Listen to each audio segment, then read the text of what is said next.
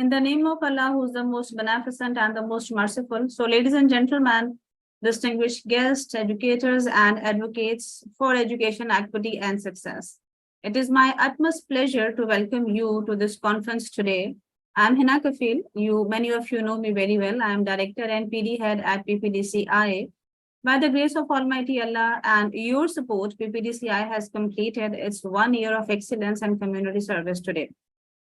We initiated our first ever boot camp the same day back in June 18th, 2022.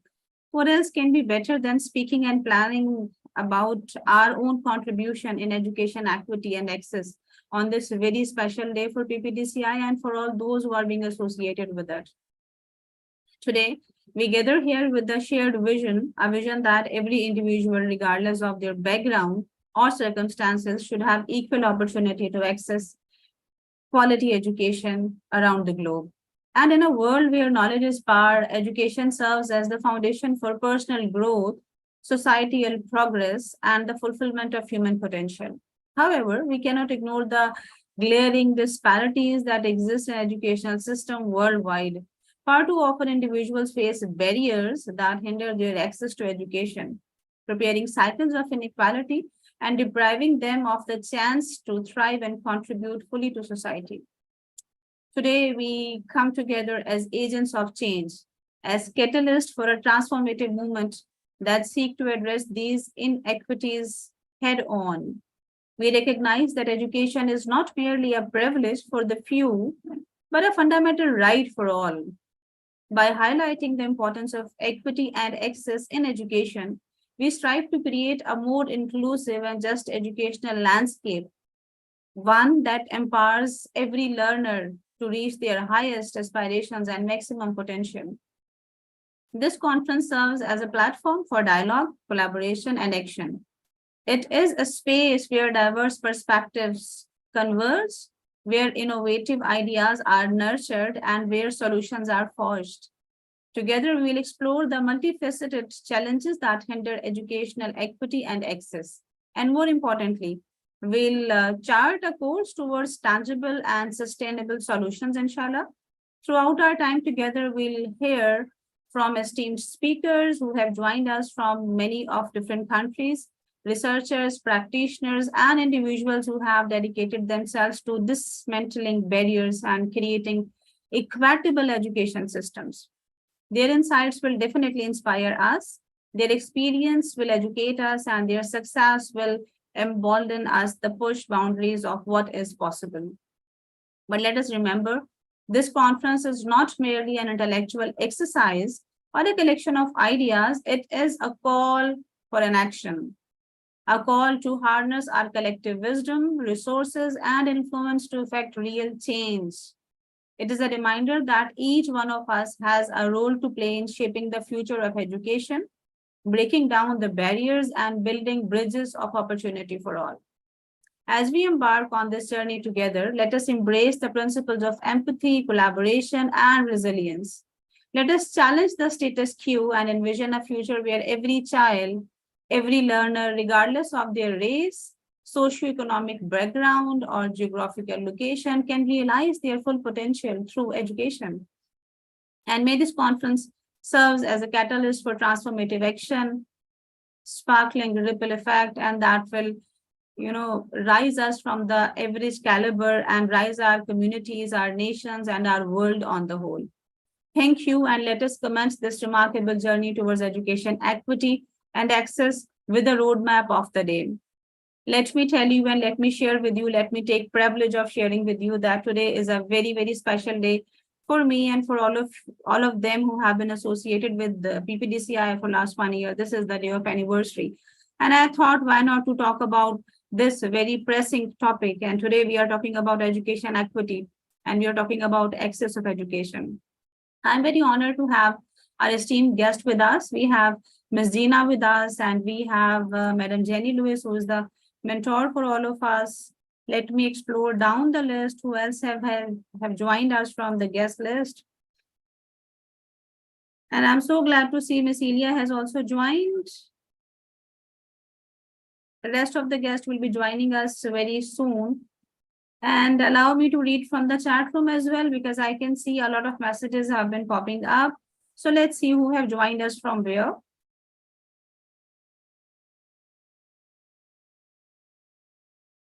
Okay, so we have Bisma Latif, we have Alia Mukhtar, and then we have Dr. Asma with us, Miss Maria Bhutto, and Mr. Pratap Kumar from Sindh, Mr. Kailash Kumar, we have Amjad Jokhio, we have Zeb Fatma, Sheen Adnan, Iman is with us. Welcome on the board, Iman. Vijay Kumar has joined us, and Mr. Asan Das has joined us. Madam Jenny Lewis from Sydney, Australia, she is with us right now. And she says here is winter and it's evening over there. And looking forward to hearing from some amazing speakers tonight. Yes, very sure. We have Shifa Abdu, Abdul Aziz, Zarina, Maria Bhutto, Kamal Ram, Salma Kashmiri, Aisha, Maria Khan. Okay, here it's very hot in Pakistan. That's what Maria says. We have Laiba and Hinawasi with us.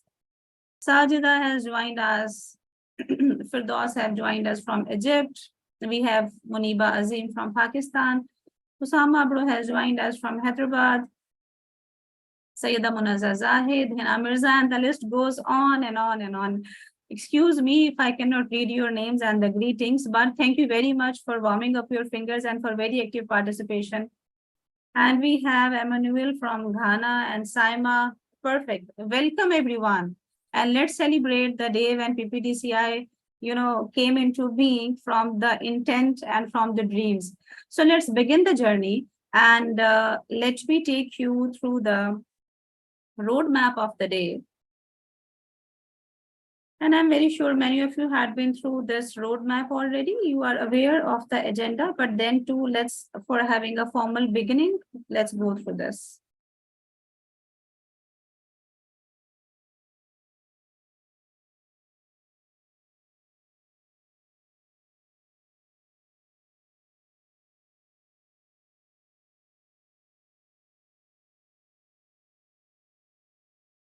Okay, I have some technical problem on my screen, cannot present at this moment, but that's perfectly fine if we can.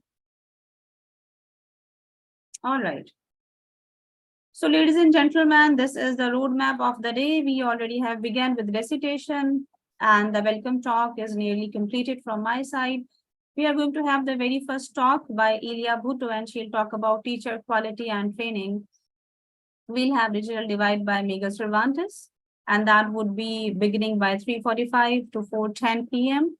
We'll hear the talk of achievement gap by Janet, and Janet will start by 4:10, will end by 4:35, inshallah. Then meanwhile, we'll stop for a while and we'll look at the year, what had been going with PPDCI and what had you been experiencing. Once that's over, we'll speak about socioeconomic disparities, and Gina will carry on with this topic. And by the end, we'll have multilingual education by Ethel Campos. We will have closing ceremony by PPDCI mentor, Madam Jenny Lewis. And she has joined us right now, and she'll be staying with us for the entire conference because she'll be doing the closing thing. Thank you very much, ma'am, for sparing this much time. By the end, we have a very special segment, and that is recognition and gratitude segment, through which we'll be presenting the certificates and membership cards to the presenters of PPDCI who had been with us.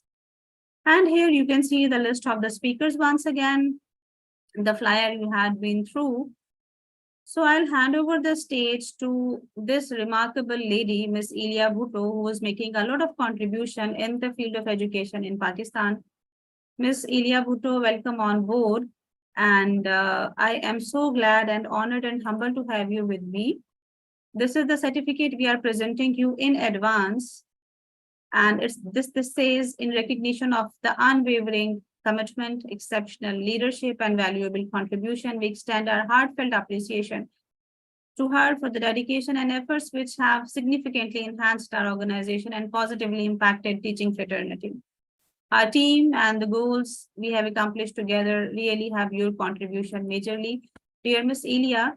And let me tell the audience about your contribution in the field of education by sharing your profile, which was really intense and rich, and I was compelled to take notes for that. So Ms. Elia Bhutto is serving as lecturer in TESOL at the Begum Nusrat Bhutto Women University, Sakkar. She owns an MPhil in English. Please excuse me for my very bad throat today. So she owns an MPhil and English, and she has national and international certifications. Her area of interest are reflective teaching, integrating technology with language learning, and teacher training. So, Miss Elia, the stage belongs to you. I'm sure you are with us right now.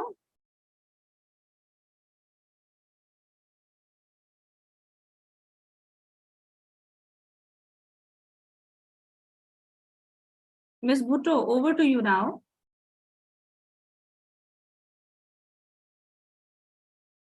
You are on mute, Miss. Can you please unmute yourself? Oh, Assalamu alaikum. Am I audible? Yeah, you are audible now. Okay, thank you, Ms. Hina, for this rich introduction. And I'm honored to give my talk on the topic as well. And I think that that could be beneficial for the teachers, educators, and all the audience who are actually listening to me now. For sure. Looking forward to it. Thank you.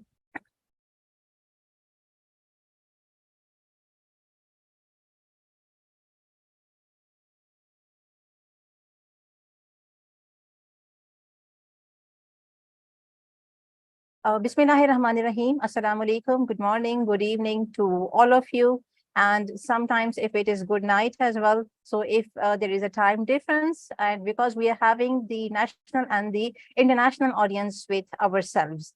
Let me have a quick or brief introduction as Ms. Hina Kafir has already done. It's me, Idia Liberto from Sakkar, Pakistan, and I'm serving as lecturer in TESOL at the Begum Nusrat Bhutto Women University, Sakkar. My current topic that I'm going to be delivered, that is about the teacher quality and the training. And obviously, we think that the quality of a teacher is going to be enhanced with trainings and with the multiple sessions.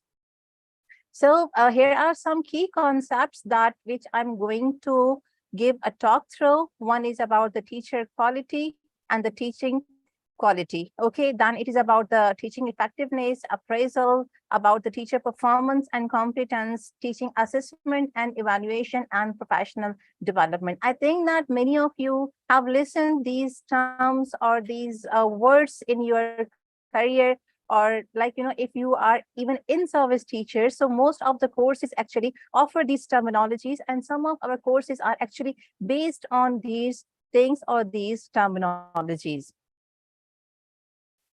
So I have an activity here with you. So what do you think that what are the good qualities, or what are the qualities of a good teacher? And I would like to ask you that share your responses in the chat box.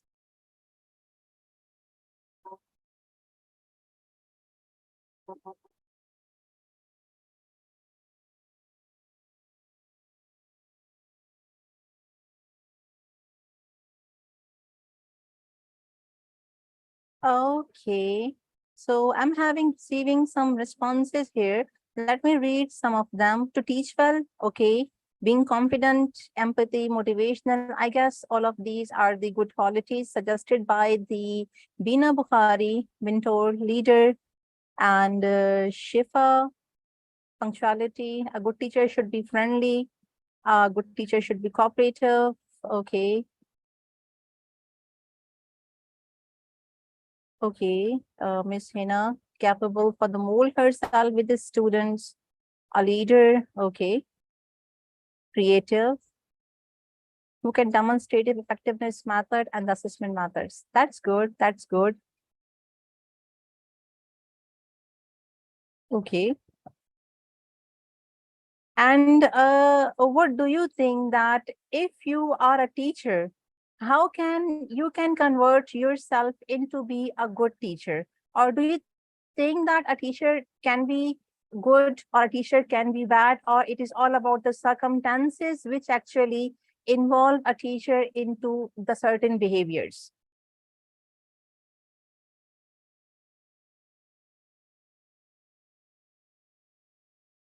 Okay, Shifa says that sometimes it's about the circumstances, and a teacher can manage every situation. Okay.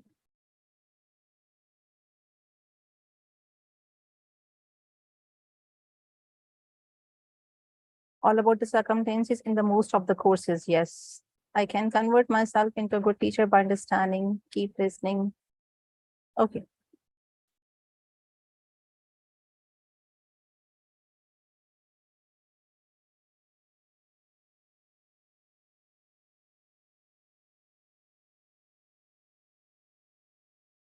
Now, basically, this is a framework suggested by the researchers that what are actually the qualities of a good teacher. As we are having, or sorry, as we are moving in the 21st century, what I think that we need to develop the higher order thinking skills as well, or even the lower order thinking skills as well. I think that our classroom should have certain activities, should have certain teaching content that is based on how we can increase the higher order thinking skills, and it also can help them, or it also can give them a way forward that they can implement their knowledges, they can implement their learning into their practical life as well. And obviously it is about the facilitating learning as well. I need to see that what are my learners need. I really need to see that how my learner can learn better, or how my learner can have an effective classrooms as well. And obviously I cannot forget that what are the mission and what are the visions of my institute where I am going to teach, or where actually I am teaching. I cannot isolate the mission, and I cannot isolate the vision of my institute. Like, for example, if I'm going to talk about my own university, they have the vision of empowering women through socio-economical establishment. Obviously, it can be done when we are going to give them certain activities after completing their degree, so they can go in the market and they can have the better socio-economical empowerment as well. And conductive the learning environment with the ethical practices. I think that this is a very sensitive topic, or this needs to be talk about more. For example, I need to conduct certain environment where my learners think that they are not being bullied, okay, where I think that maybe they are not going to listen a negative remark from my side, for example. And when I'm going to talk about the ethical practices, I need to respect their religion, I need to respect their culture, I need to respect their backgrounds as well, no matter which background they are from. And I need to actually, whatever the resources I have with myself, I need to develop, and I need to share the learning resources. They maybe can be free of cost. Like, for example, I need to focus on, or even what I do in my classrooms as well. I need to integrate the technology into normal classrooms. For example, if they have a mobile phone, obviously I cannot live through a mobile phone, and they obviously cannot leave the mobile phone. Now I am using this cell phone in my classrooms to see that how actually they can use this particular gadget. And uh, in utilizing teaching and learning things, what I think that whatever they are going to learn, or whatever they are going to talk about the things, that they actually develop the things. And it is not all about the things that if they are going to learn about the, maybe let's suppose, the present simple tense, and how they are going to use that particular present simple tense in their professional life, okay, or in their things when they are going to outside and engaging the professional development, even for my students. Now let's suppose, let me give you an example of my previous semester. In popular fiction, my students has to arrange a kind of get together, or a kind of a theme party, where what they do in the teamwork, they arrange a party, they know how to calculate the amount, they know how to even arrange a venue, you know, ordering all the things and having a fun learning activity. And also, obviously, I asked them to write a term paper as well. And two of my students has actually presented the research paper in the national conference that was actually held in Faisalabad. If I'm not wrong, maybe it's in Faisalabad, or that was in the Lahore.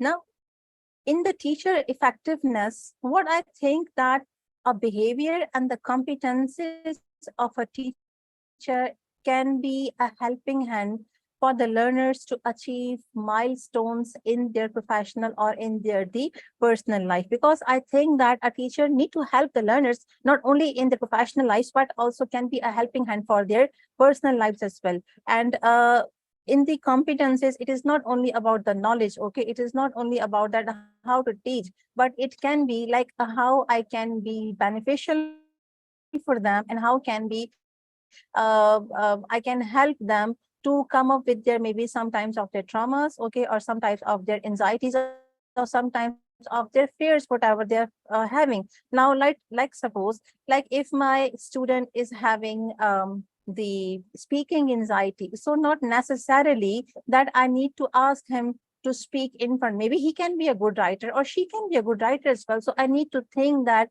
what skills my learners have and how actually I can utilize them and how actually I can polish their skills in their personal life and also as well as in their the professional lives as well. Okay.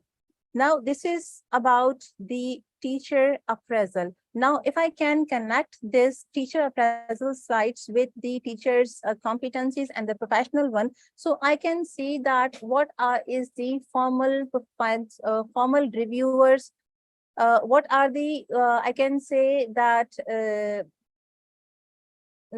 like in the end of the year, every student, sorry, and every teacher receives their feedbacks. Now, whatever the formal reviews of their professional feedbacks are even shared with the teachers and shared with the students as well. Now, actually, who conduct this assessment or who conduct this evaluation for the teachers? Now, obviously, there are some certain cells like quality enhancement cells. They ask or they even share certain performance with the students where they mark and the reviews are shared with the teachers and the reviews. And through that, actually, the teacher's performance is being judged or the teacher's performance is being marked. It can involve their promotions. It can involve their um, further sources as well.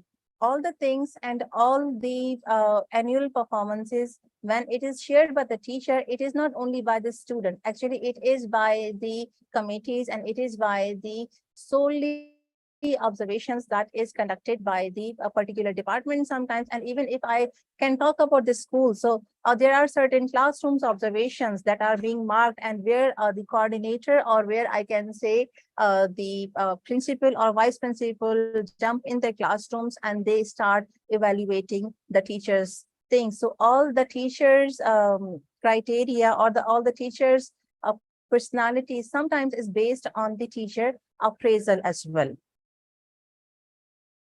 Now, I just want to ask from you that do you think that appraising a teacher and teacher evaluation both can be same or both are these slightly differences? Because in the teacher appraisal, it is all about the teacher's performance reviews shared by the reviewers, shared by the committee members, or even shared by the persons who are the part of the teacher evaluation. Are they same or are they just bit different from the others? Okay, Abdul Rashid said that both are different. Like how? Can I have the further discussion over that? In the teacher appraisal, I can say that it is about the performance reviews that are shared by the particular members or particular cells in the certain organizations.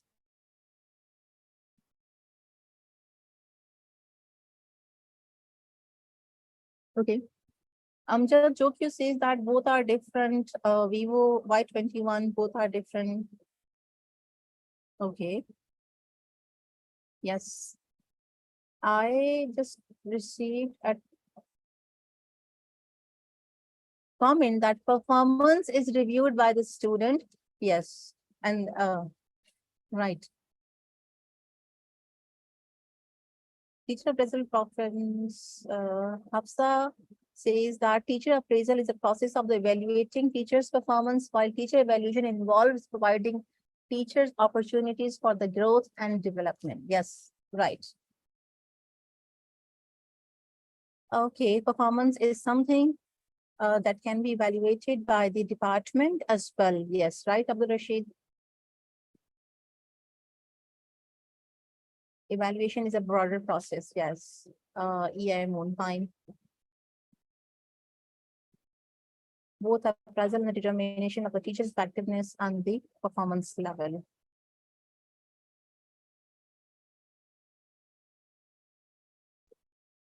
Okay. So can I get some more comments and I can move on the for the slide? Appraisal always comes from the department. Okay, like department recommendations, how the department thinks. Peer evaluation is, yes, we will talk on this in the next slides.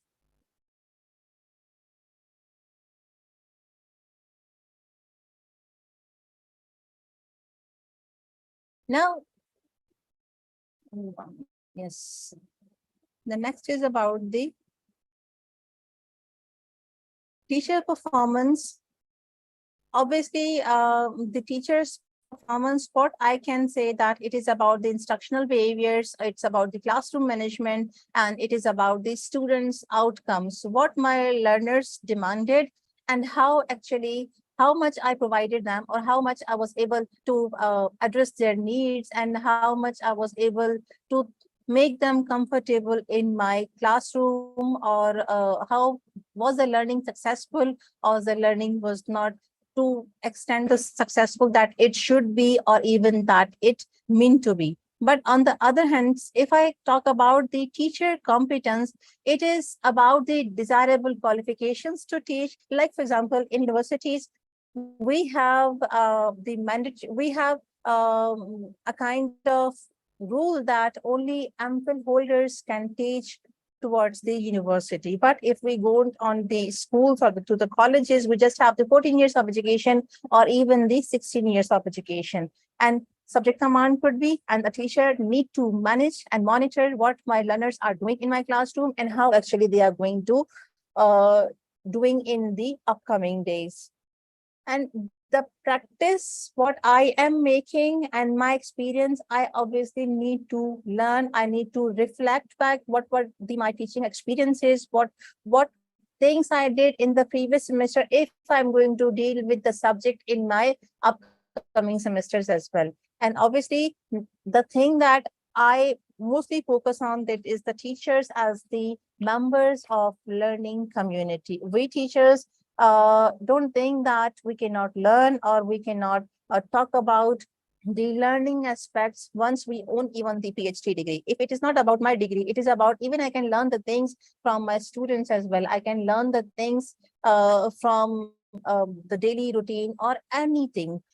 In the performance, we will be talking about the behaviors, okay, in the classrooms. Even sometimes, even we can talk about the behaviors, obviously, with the organizational purpose people as well. And on the other hand, competence is about the subject qualification and the things how we can learn and the things how can we go further on.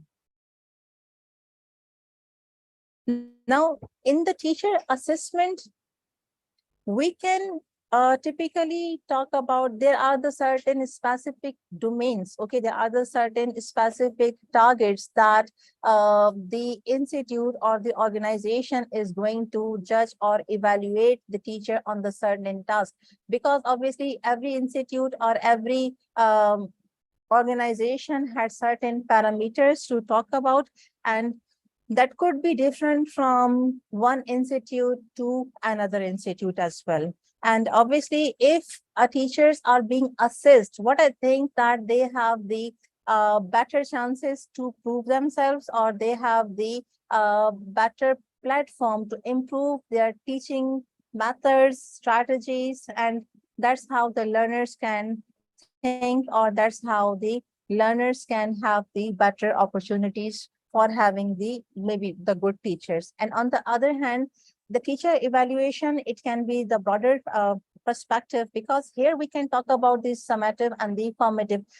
assessments as well, for example, and obviously the main thing of the teacher evaluation is that to improve the teacher quality. Now, obviously, if the teacher is not being assessed or even the teacher is not being evaluated, I can say that there is no room for that particular teacher who is not um, open to learn new things, because on these things that training are based on, these things we come to know that what are the some weaknesses and what are the some strengths of the particular teachers. So that's how the teachers are being trained, and that's how the teachers can shape the world in the better way.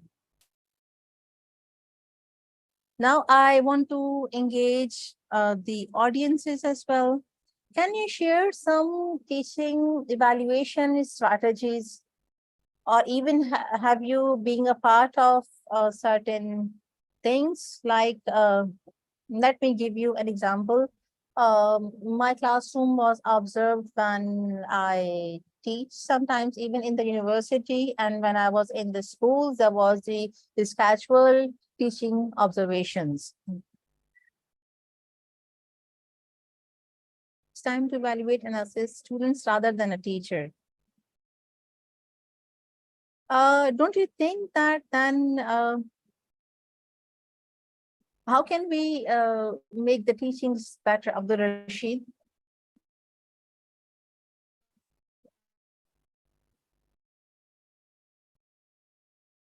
Classroom observation, immune, students' feedback, peer feedback, self-assessment. Okay, students' anonymous comments, that can be the students' feedback as well.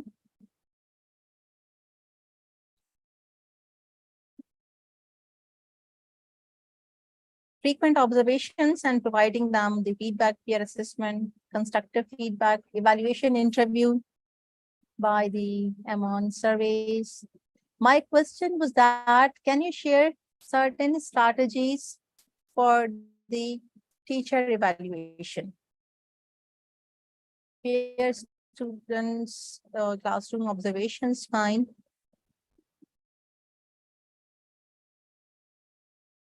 Okay, give a chance to the students and engage the way that they can enjoy and learn by the HINA.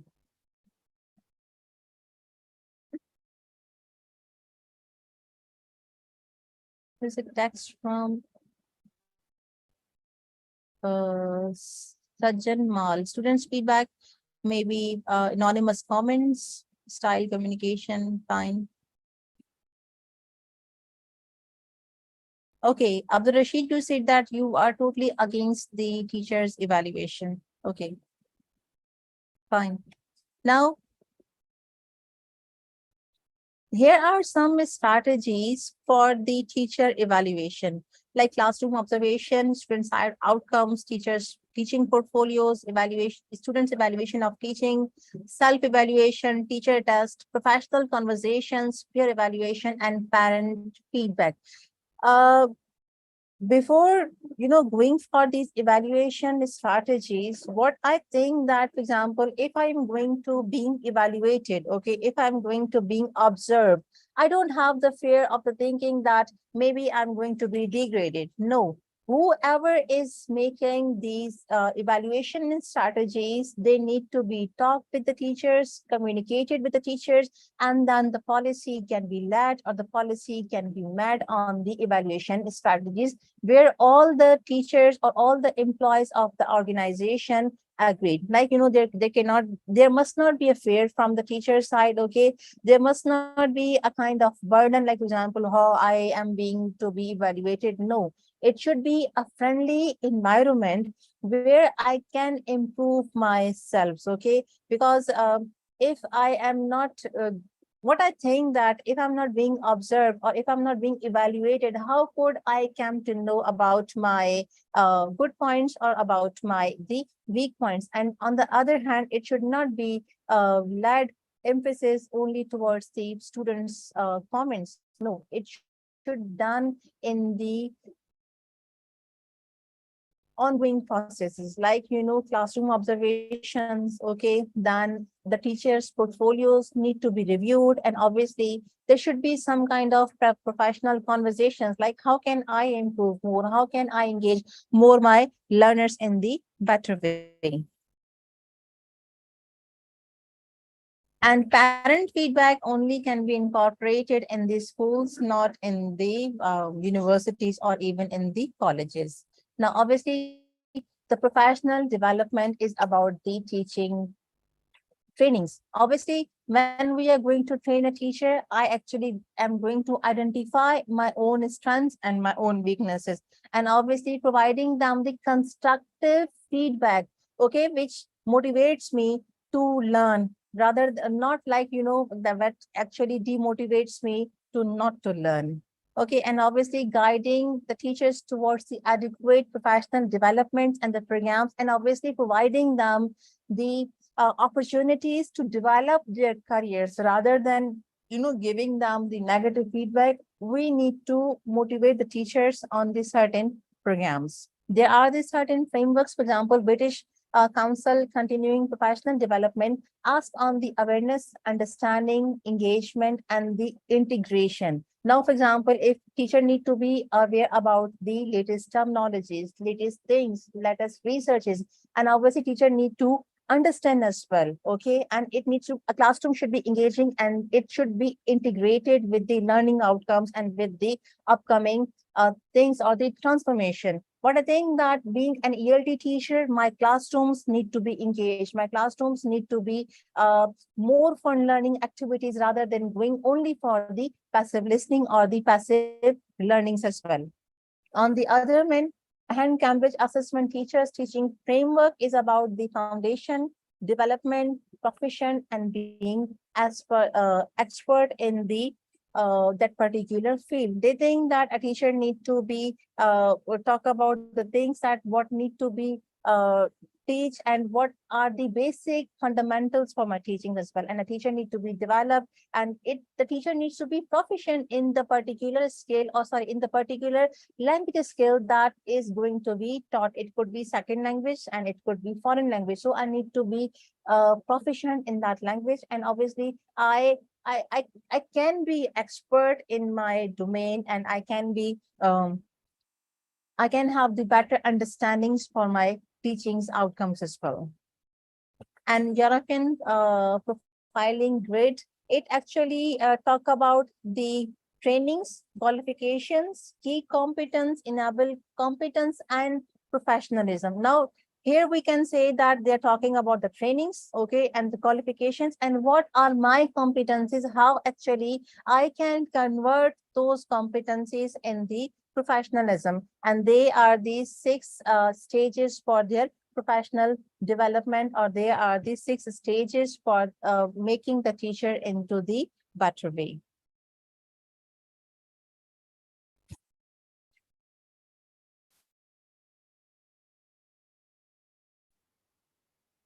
Okay. So this was from my side. And if you have any questions, so please.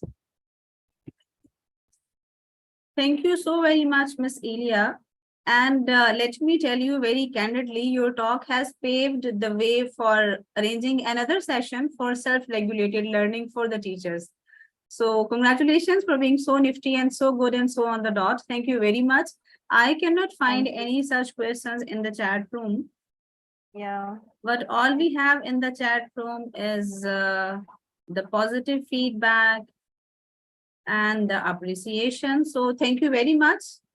Yes, thank you. And I think that I did my best, and I tried to actually keep it more simple rather than going for the things that are more complicated, because here I can see that some of the them are the in-service teachers and some of them are also the pre-service teachers as well. Yeah, exactly.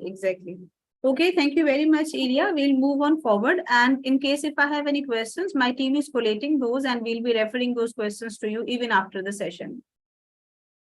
Sure. Thank you. Thank you, Hina. Thank you very much. So ladies and gentlemen, we are moving on further And digital divide, one of the very pressing topics, is going to be the next topic, which will be presented and catered by Mr. Miguel Cervantes. He is an English teacher with over 16 years of experience. He has been teaching high school students and holds a BA in English and a master's degree in education. Mr. Miguel Cervantes is a technologist who enjoys incorporating technology into his lessons to make them more engaging and interactive for his students and the teachers whom he trains.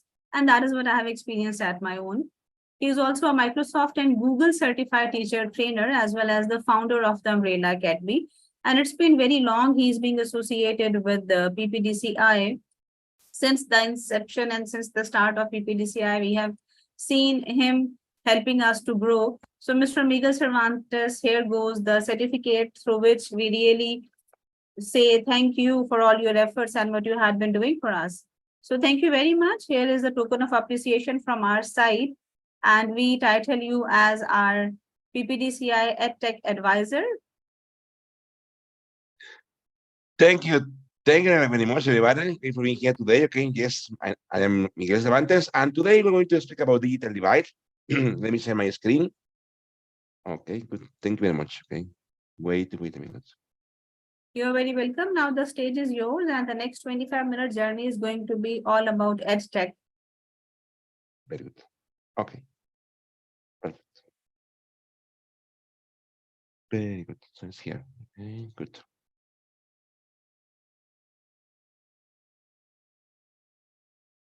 Okay, can you see my screen? Yeah, your screen is very visible. Yeah, clearly visible. Okay. Okay, so listen, let's begin with this topic, which is digital divide. Digital divide is so important in any country in the world. It has several ways, okay, and several ways in which it influences society in the world.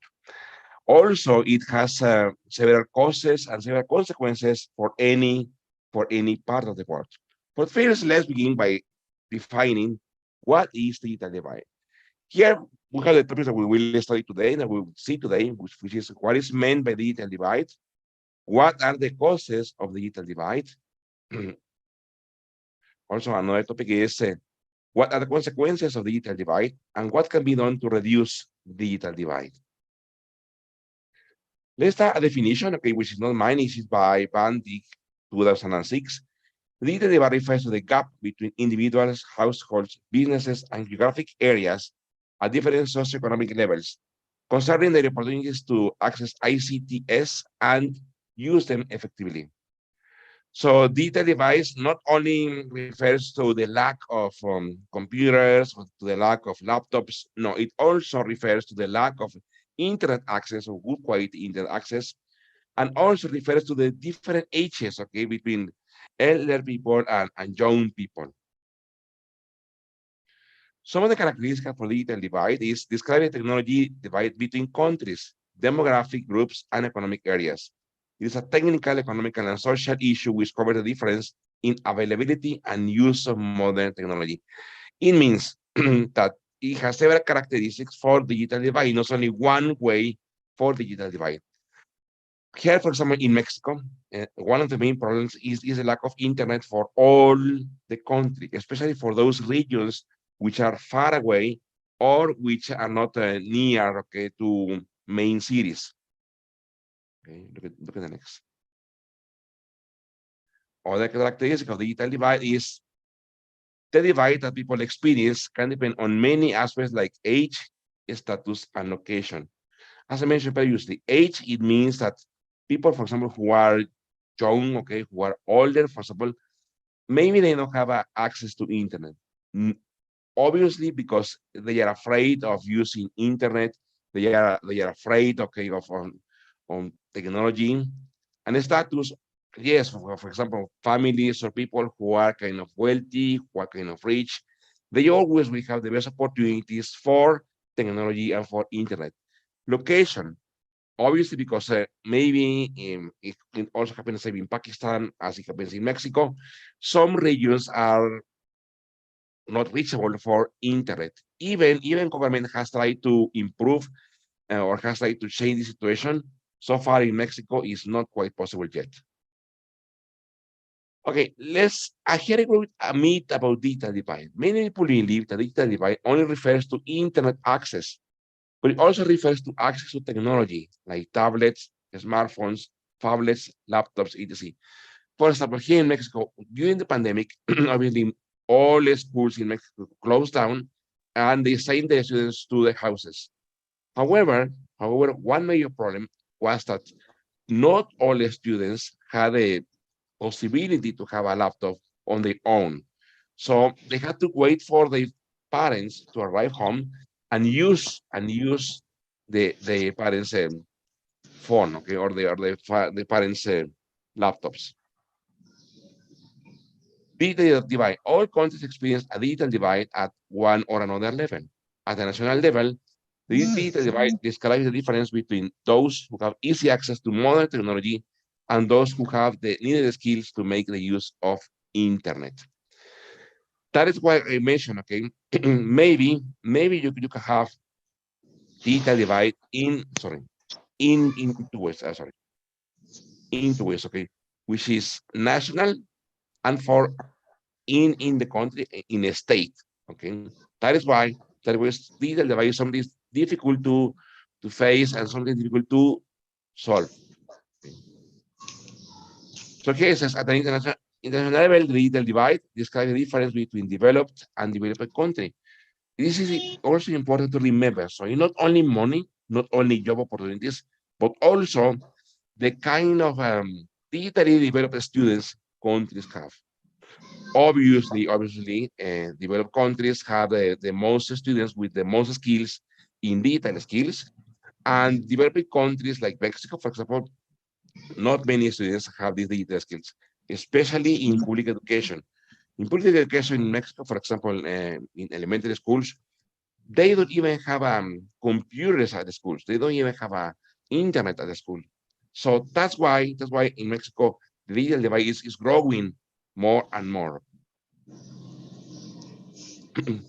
So here I wrote 5 factors that contribute to digital divide. Okay, digital divide is affected by economy, by social, by geography, by fear of technology, lack of motivation, and cultural. Lack of motivation maybe some people don't like technology. Some people are reluctant to use technology. And that's why it also increases the digital divide in the country. At least in Mexico, that is what's happening. Cultural, maybe some people, depending on their beliefs, they like to use or they won't like to use digital devices in Mexico. Okay. Here's economic. Economy plays a significant role in the digital divide by affecting the affordability of technology, access to resources, availability of skills training, job opportunities, and entrepreneurship. Addressing economic disparities is crucial for bridging the digital divide and promoting inclusive digital participation. Here in Mexico, there have been many federal programs that are trying to establish a way to solve this. Okay, how programs that provide, for example, 6 years ago, there was a program that provided laptops, that provided tablets to the students in Mexico in elementary school. However, this program was only for 6 years. It wasn't possible to deliver tablets to all schools, but there was kind of a way to solve it. Okay? Social.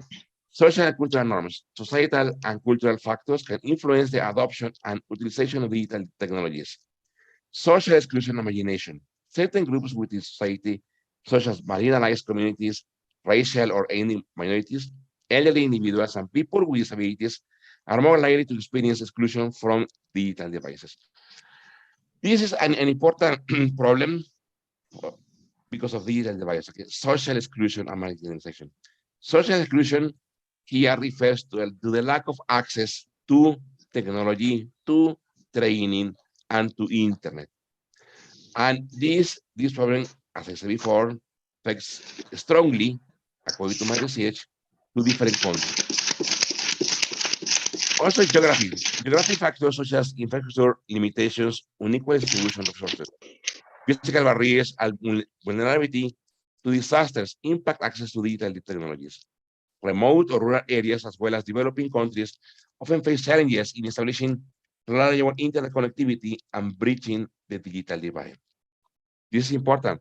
For example, here in Mexico, there are some areas in which are so far away from big cities, okay, and it's also difficult, okay, to take the internet there, or maybe too expensive to take internet or devices there.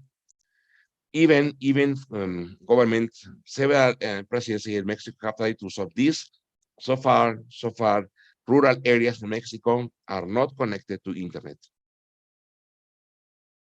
Here, fear of technology. This can contribute to a digital divide because individuals who are apprehensive or resistant towards using digital technologies may choose to avoid or limit their engagement with them.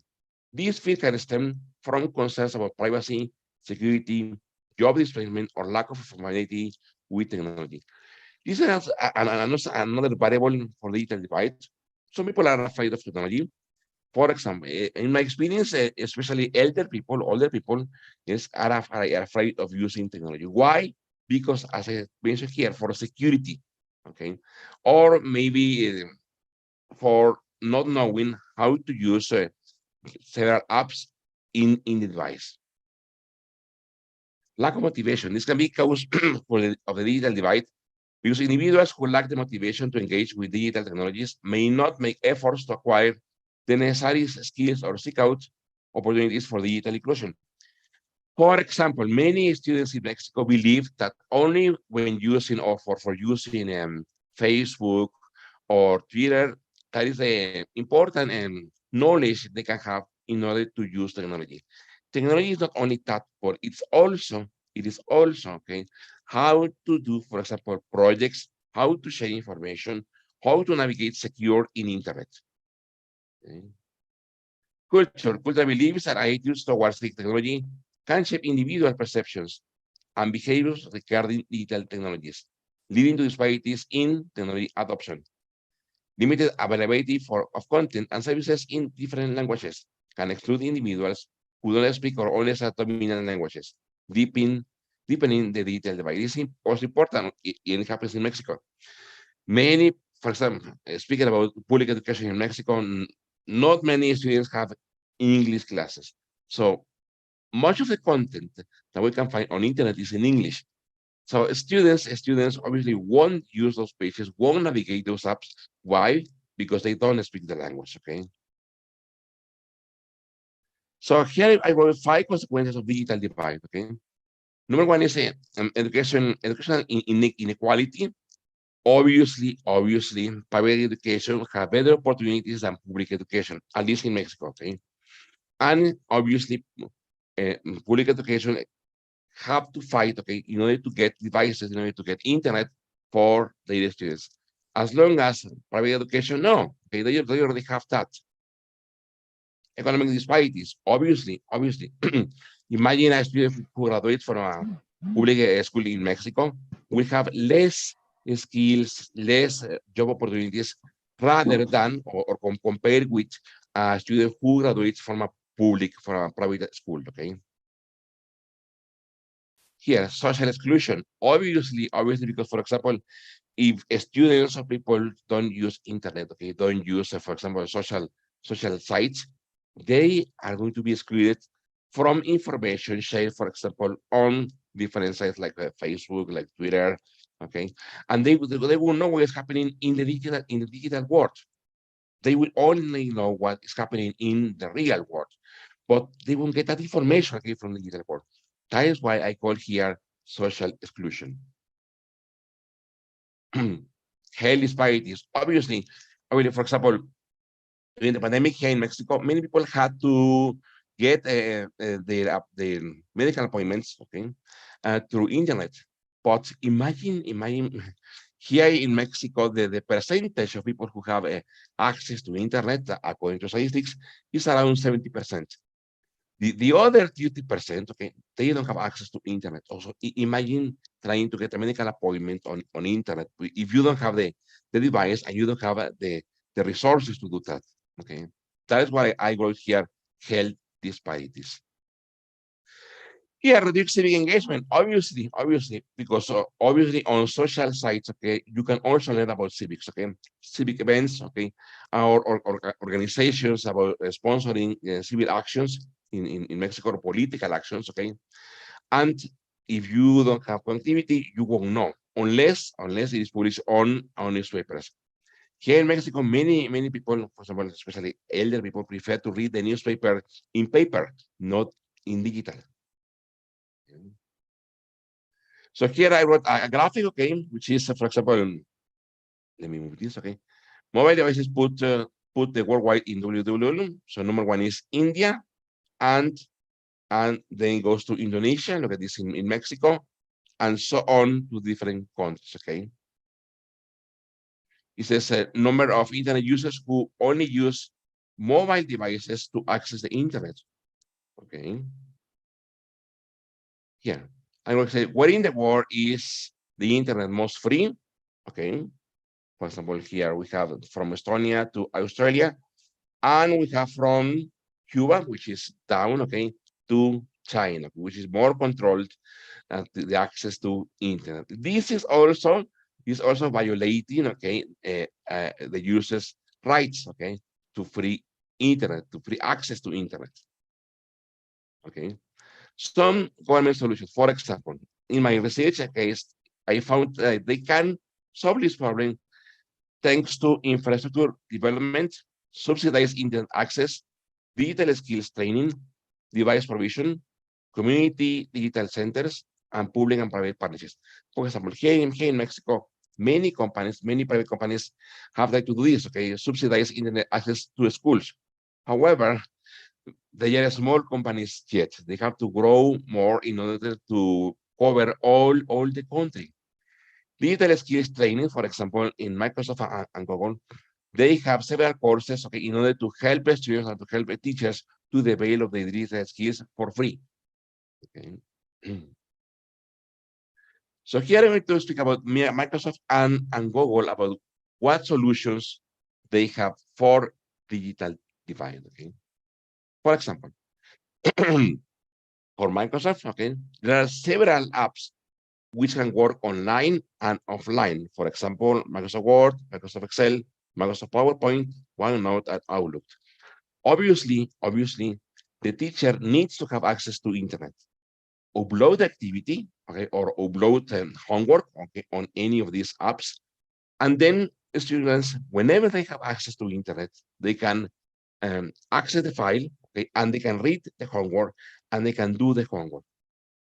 Obviously, they can download the activity from any of them, and whenever they have internet, they can upload or they can refresh the activity in the cloud. Okay. For example, how much internet does a student need, for example, to access these files and to download activity? No more. For example, for a Word, Excel, PowerPoint, and OneNote and Outlook, maybe a device or a tablet, maybe, for example, it will spend for a student 3 or 4 megas, okay, just downloading. And then a student can do the activity, okay, at home or in any computer, okay, and then in order to upload other 3 or 4 megas, okay. This is a solution that Microsoft found, okay. The same happens with Google, okay. Google has several devices, okay, has several apps, which I'm sure you know, which is Google Docs, Google Sheets, Google Slides, and Google Keep. It happens the same, okay. The teacher can upload activity, students, whenever they can download activity, and after that, students can also upload and share the activity in the cloud. Okay. Okay. So listen, Microsoft has several programs, okay, for teachers, okay, and several programs for students. Okay. The first one is Microsoft School Incubator, Microsoft Showcase School. That is for schools. Okay. So maybe in your institution, it doesn't mean that you have access to internet all the time. It's just only needed to have access to internet from time to time, okay? Microsoft School Incubator is the first step to have a certified school with Microsoft. What are the benefits as a school?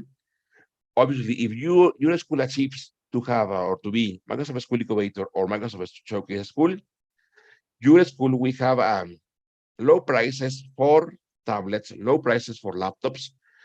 Your school will be invited to participate in conferences like this one, okay, around the world, maybe virtual or maybe face-to-face. And your school will be invited to share your experience and to learn from other schools in your same settings, in your same environments, in your same economical situations. How schools have achieved to implement technology. There is a program for teachers, which is called Microsoft Innovative Educator Experts. This is a certification for teachers that, that are eager or who want to learn about technology. All of these trainings for my experts, that is the name of my experts, is free. Or once again, it doesn't mean that a teacher needs to have access to internet all the time. For example, maybe you as a teacher, you have a free hour, okay, in a day, or you know, twice a week. It doesn't matter. You can connect to internet, take the course, okay, and at the end of each course, you will get a certification. You will get a free certification from Microsoft. Obviously, Microsoft knows that digital divide can affect you, and obviously, Microsoft knows and that you will be solving this situation whenever you can. So what I want to say is that Microsoft is not really strict in using technology all of the time. They know that some schools, some countries, okay, like for example in Mexico, they don't have access to internet all the time. For example, let me tell you my experience. I have worked for a school which is called UPAP, that is in the state of Mexico, here in Mexico. That school is located in a rural area with students who are really poor, okay? And the school doesn't have access to internet all the time. It has access to internet 3 times a week. So in those 3 days, they can work on all of these. Students can share information. Teachers can take their courses, okay? And right now, that school with the lack of internet, with not many devices, okay? The students have to share their devices, 2 students with 1 device, okay? Right now, this school is here in a Microsoft Showcase school.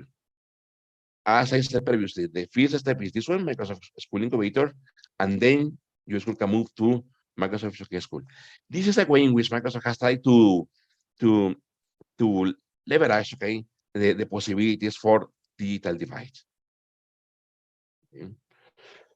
Okay, here I wrote my bibliography, and also you will find a research paper that I got out here for digital divide. You can access to PPDCI, okay, and everybody will be able to download it and to read it. Okay, basically it's my research on digital divide, okay, generally in the world, and then I focus it in Mexico. Okay, okay. I don't know if you have any questions.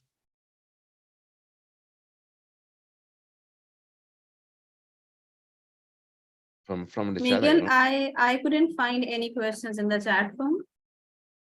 All right, or any comment. I would like one of the teachers can write there, okay, and tell me please, what is the situation in Pakistan? Is it the same as in Mexico? Is it different? I don't mean you can comment that on the chat.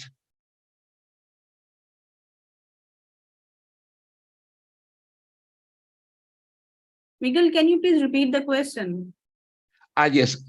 Can you please share some your information, okay, your experience as what is happening in Pakistan? Is it happening the same as in Mexico? Here in Mexico, digital divide is a really strong problem right now.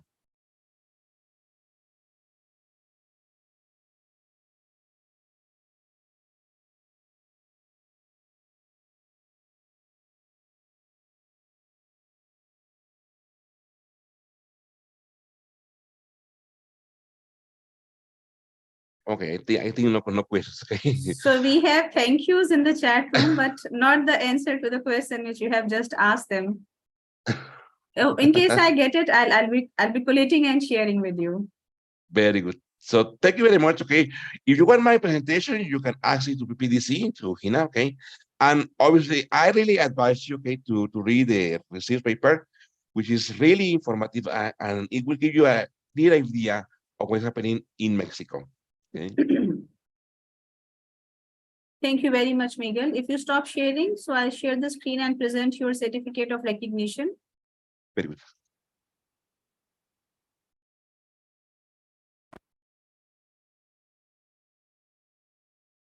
Oh, thank you very much.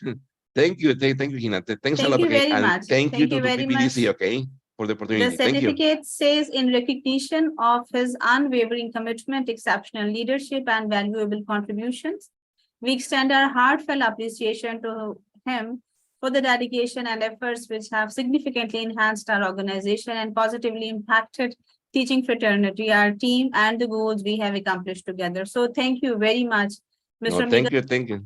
for your Thanks a participation, lot. contribution, advices, and suggestions for the growth of PPDCI and the growth of teaching fraternity.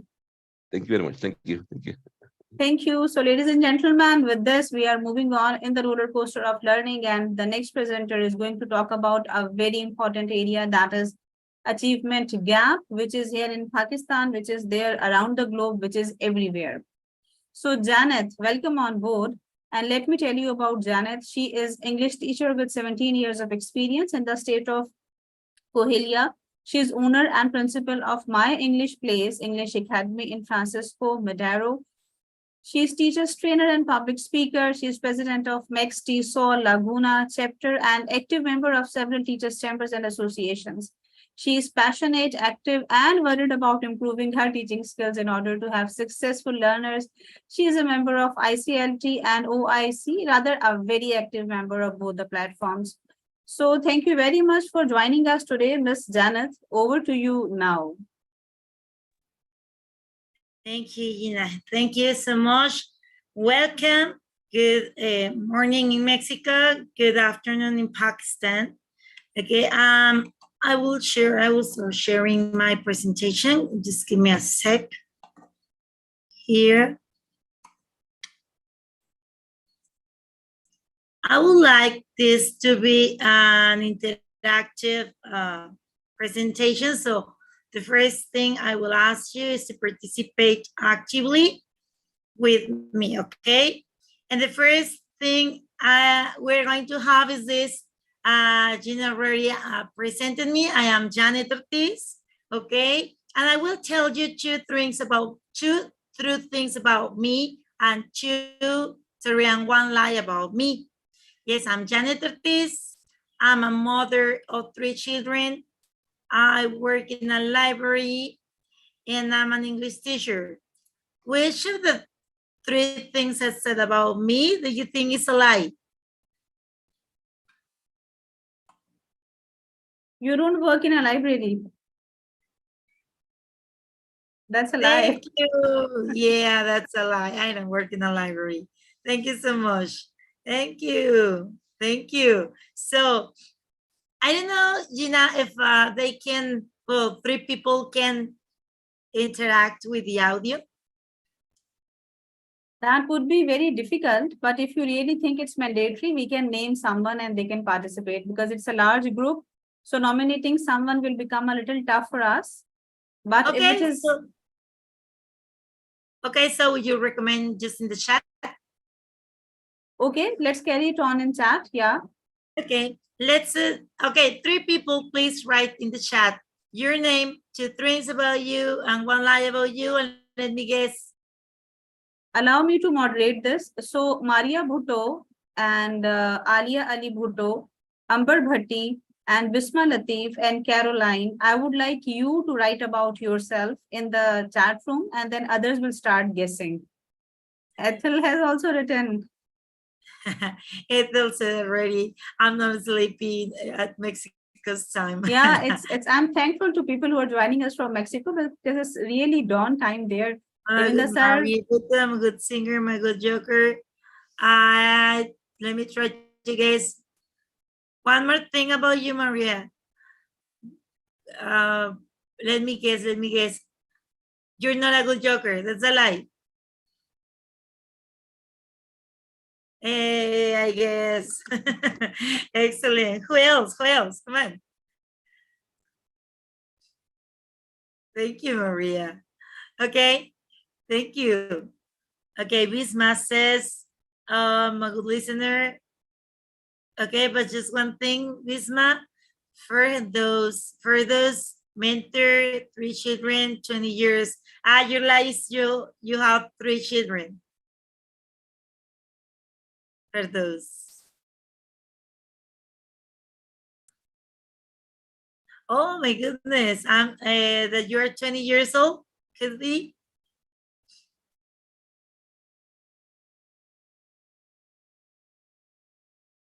For those, yeah, thank you. So you're not 20. Kilash, I'm a student and Taylor Master. That your student is alive. Shiva, I'm intelligent, honest in my students, layer and merit. Okay, excellent. I'm a merit either. Okay, okay, thank you so much. Thank you so much. And let's get started with this presentation. And my topic is the achievement gap. Okay, and especially in English learning. First of all, I will show you this. What's the achievement gap? Okay, we talk about the achievement gap with it is a disparity in academic performance between groups or communities of students. Okay, it could be in different communities and different countries or in different social contexts, and they present this disparity, this inequality in the academic performance. That means some learn more than others, some reach a higher level than others. It actually really shows up in standardized test scores, dropout rates, college access opportunities, and among others. What does that mean? That we don't find out until the scores or the grades in the standardized tests are pretty down, or when they don't have access to the schools because their grades are not very good, even though they might seem to have the abilities. Okay, and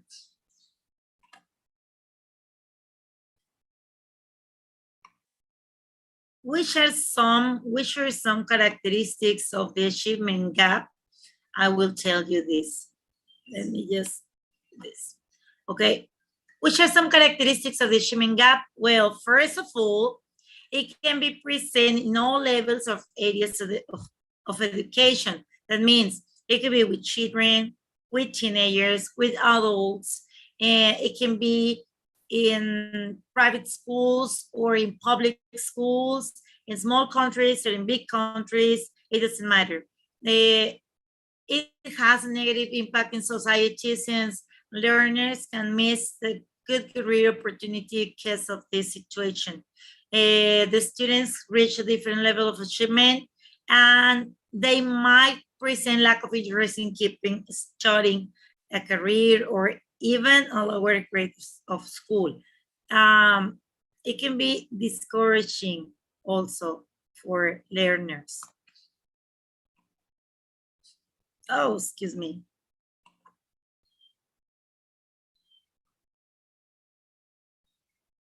Okay. Who are more bound to experience the achievement gap? First of all, students with unprivileged economical status. That means people from, it could be in the same country, but with a different economical situation, right? Students with disabilities, also racial and ethnic minorities that might not have the same access and opportunities to learn the language than others, and English language learning in different countries and social contexts. Here, we're going to learn how to identify and help to close the achievement gap. Why is it important to identify and help close the achievement gap? Because as teachers, we have a high expectancy. Well, people have a high expectancy about us. And the first thing they think about us when you have a group of students is they have to learn. You have to teach them. You have to teach them, okay? And what happens if they don't learn enough or they don't reach the scale that they expected to. Well, they might say that you're not doing a good job. Yeah, that's why it's true that the responsibility for teaching is not just on the teacher, but also on the learner and also the parents and also in the environment. But we have a very important role in it. That's why it's very important that we learn how to do this in order to achieve our goals. The first thing we should do is to create a method focused on the whole individual. We must understand that we don't have just students. We don't have just learners. We have people in our classrooms, okay? And since they are individuals, well, they have feelings, emotions, desires, fears. They are facing different situations. They have needs, special needs for learning and for doing things and for not doing things. Yeah, you must focus on the whole individual in order to know why that person is there. If you're working in a public school, you don't have any other chance but teach the subject, even if the learner is not looking for it. Maybe the learner is not there to learn English, is there to learn other things, but he or she is not interested in learning the language. Nevertheless, if you find something interesting about the students' needs, for example, that they want to travel abroad, you might find a motivation there for that person, for that student. Yeah. For example, maybe you work in a private school and you ask a student, hey, what's your interest in learning English? And they say that they want to get a good job or a better job than the one they have now. That's a good chance for them, okay? For you, sorry, to work and explode the students' motivation, intrinsic motivation that they already has. So that's why you must create a method focus on the whole individual. One tip, at the beginning of your course, always ask students what they expect about your course or what they are looking for by joining your course, okay? After that, you must always be aware of your attendance. It's important to check the attendance every day, not just because the school in which you work asks you to do it, but also to know what's going on with your students that don't attend school. There are two parts, two phases.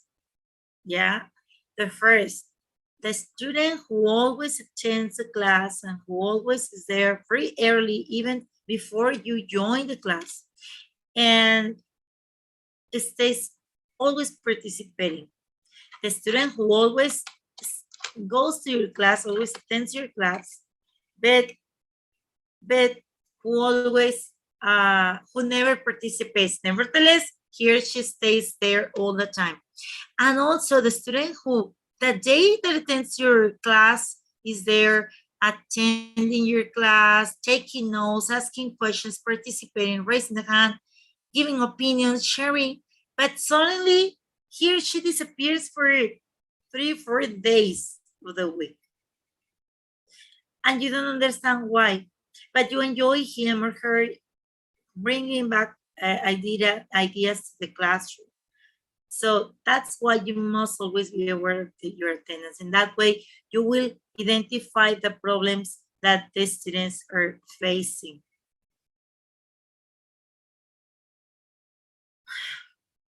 Also, try to find out about your students' social emotional learning. Why is that important? Because as I told you before, you don't work with just learners. You work with people, okay? You work with people. And as well as we work with people, people have emotions. Some good emotions, some not very comfortable emotions. I won't say they are bad or good because emotions are neutral. I can be sad for something good. Or I can cry for something good. I can be happy for something bad. So that's the matter of managing emotions. But you must be aware of your students' emotion. Why? Because in that way you can appeal to those emotions to explore learning. Or if you can find a mode, if you can find a way to teach something good for the student or something useful for your student by learning about their emotion in that moment.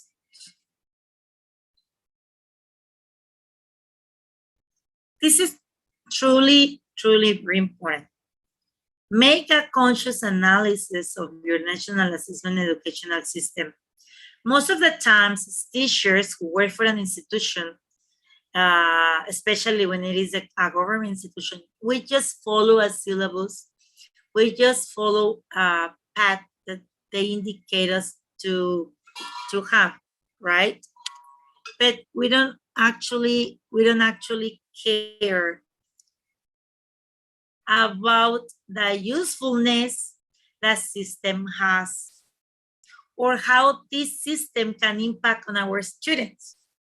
So it's very important.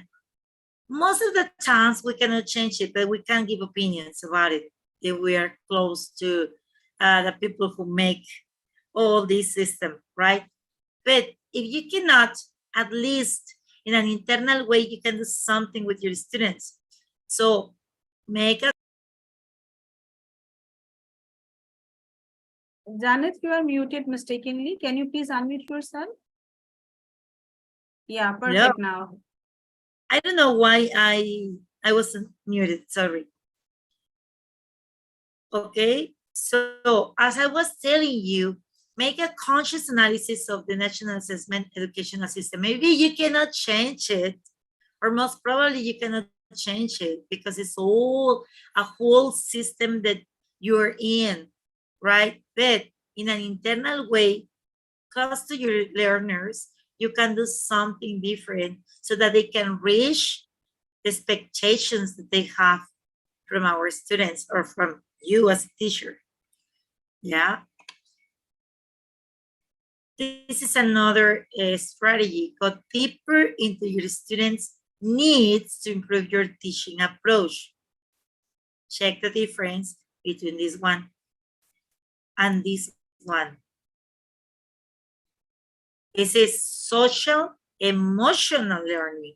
Appeal to their emotions, social needs, emotional needs, in order to give them something useful for them.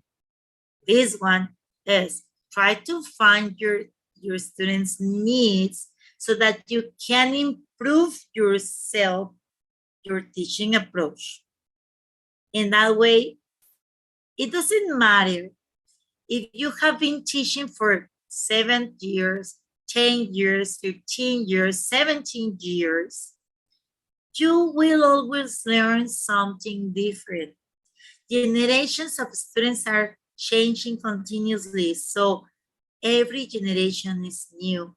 Every generation will teach you something new, a new way of teaching every time.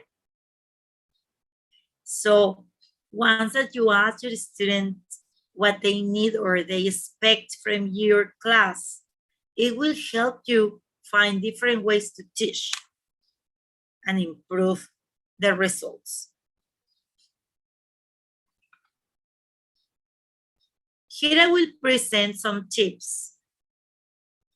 Yeah, and these tips are kind of attached or kind of tied to the tips that I found before, that I told you before.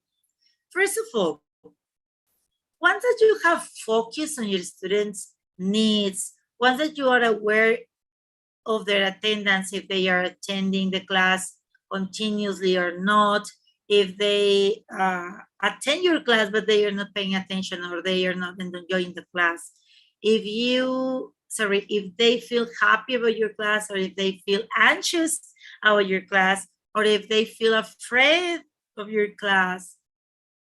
Anyhow, you should create a culture of recognition to all of the students you have in your class. Even the student who almost never shares something appropriate to the class or something expected by you in the class has something to be recognizable.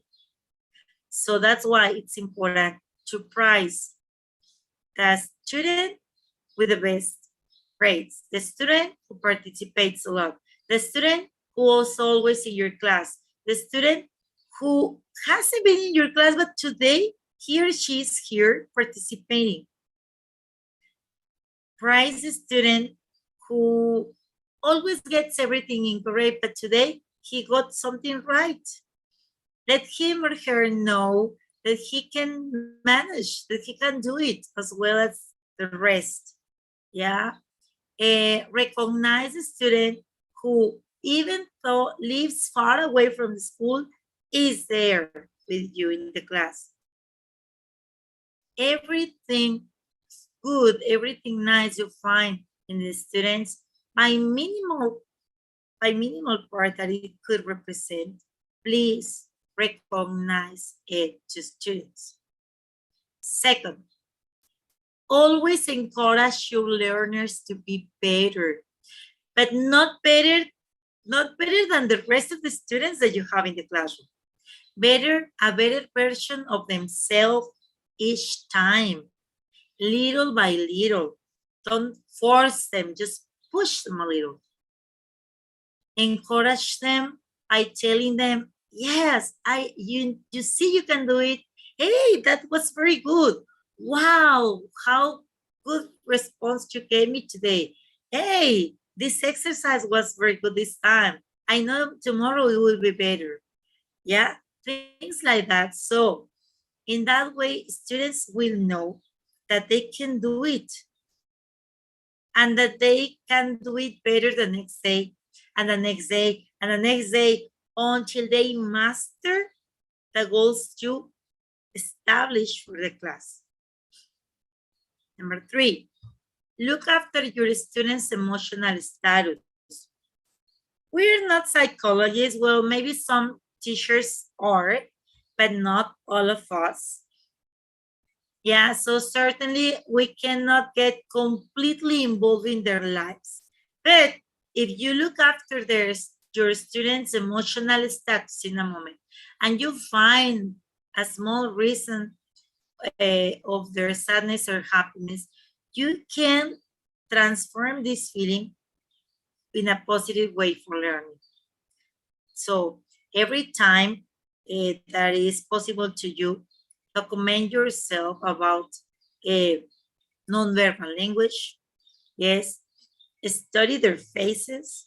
That's the way they see, the way they see it, the way they participate, the intonation in which they speak, the posture they have when they say something to you in the class. In that way, you can find a little or much of their emotional status. Number 4, create an effective filter. The students, well, learners will always feel like learning something new if they feel tied to you emotionally, if they feel you love them, and if they feel they love you, everything will work better. Next, manage motivation all that time. You need to focus on students' motivation, intrinsic and extrinsic. Why are they in your class? Because they need and really want to learn English for a better job, or for meeting someone abroad, or for getting married with an American guy, or whatever. Or maybe they are in your class because there is no other way. They have to be there because it's part of the program in the school. So you have to find the reasons why they are there so that you can manage that motivation. If they don't have motivation, you have to find something that motivates the learner to learn. Next, make public recognition activities. Public recognition. There is a saying in Mexico that it says that if you want to punish someone or give indications or criticize someone, do it in private. But if you want to recognize or praise someone, do it in public. Do it publicly. So it's very important that when you tell your student, hey, very good, you're a great student, do it publicly. Give a diploma, give a medal, give a candy, even a candy will do. So that your student, so that the learner feels really, really loved, motivated, and encouraged to be better each time, little by little, in your course. Awards and rewards. Awards, diplomas, letters, certificates, and everything you can imagine. I will tell you an example. I have a group in which I have students which are about to finish the career. So they're in the last semester and they sometimes are like not feeling very well to go or to enter English class because they feel they haven't learned enough since they started the career. Nevertheless, in every class, when I ask them to give a presentation or to make a sketch or something, I always design little posts or little flyers in Canva or in PowerPoint and show them. Hey, that was very good. Look, hey, first place. Hey, the very best student of today. Or, hey, you are great and tomorrow you will be even greater. Things like that. And then they feel they got an award and recognition and that motivates them to participate more. Rewards. If there is no candy, if there is no money, there are always extra points in your system. If in your system it is permitted, you are allowed to give extra points for every time they do something good. And in that way, they will be participating all the time because they want a good grade in your class. And well, before I finish, I will have to ask you I would like to ask you something, and it is this. Please, in your chat, I need you to write this. How did you feel with this information? Were your expectancies about this talk achieved? And how will this influence your impact your teaching from now on?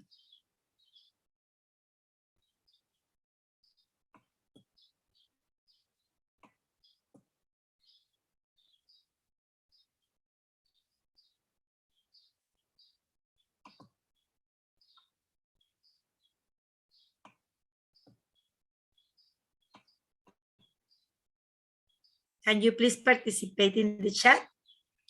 How did you find this information? How did you feel with this information? Tell me, were your expectancies about this talk achieved? And how will this influence or impact your teaching from now on? I will be more vigilant towards my students' social well-being. Thank you, Amber. Thank you. Well,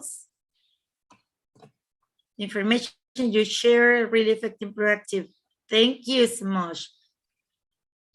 That talk was very interesting, Mariam.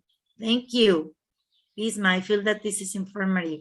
Thank you so much. At any time, we should incorporate my methodologies into my teaching as well. Thank you, Sida Bina. Thank you. Thank you, thank you, thank you. That's the goal. Yeah, finally, that's the goal, that as teachers share this knowledge and these experiences so that we can improve our teaching.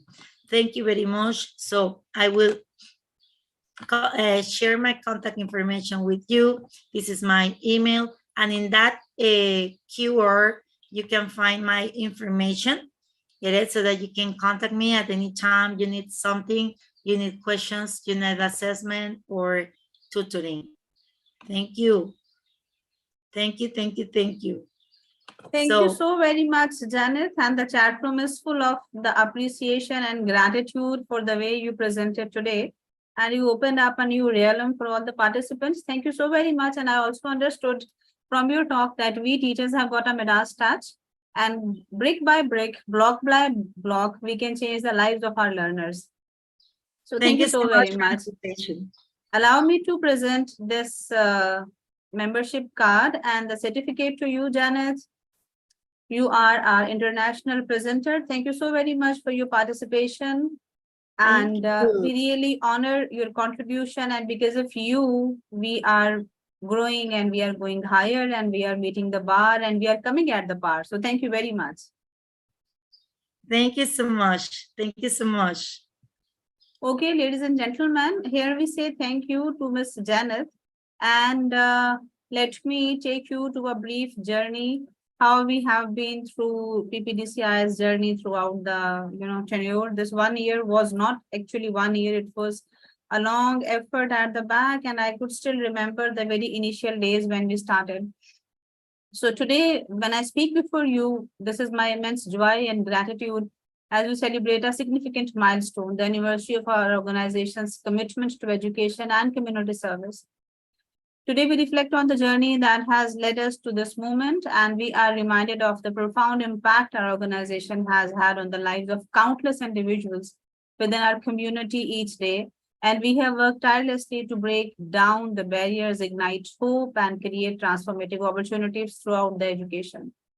And today, we celebrate this anniversary. We acknowledge the challenges we have faced along the way, and these all giants have been with us in facing the challenges.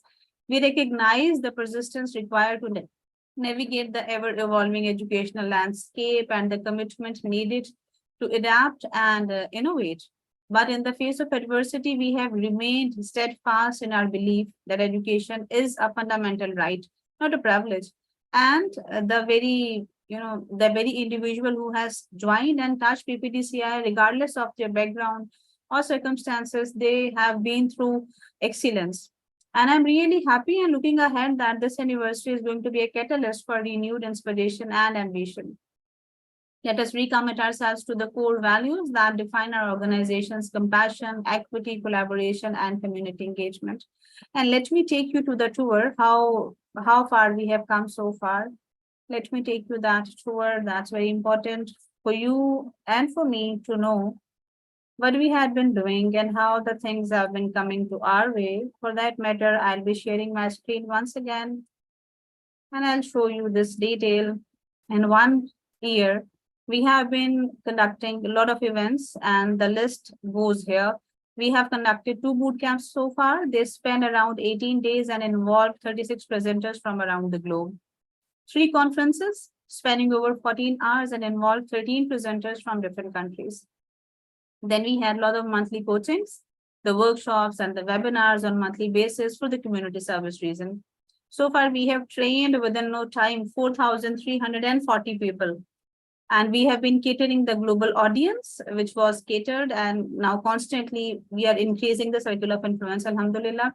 So far, we have collaborated with 38 countries and much more to come. Inshallah, we are planning to have members from around the globe, and very soon this organization is going to lead from the front, inshallah ta'ala. A long way to go for PPDCI. Happy anniversary once again, everybody. So now we move on to Ms. Gina, and Ms. Gina have been associated with PPDCI for very long.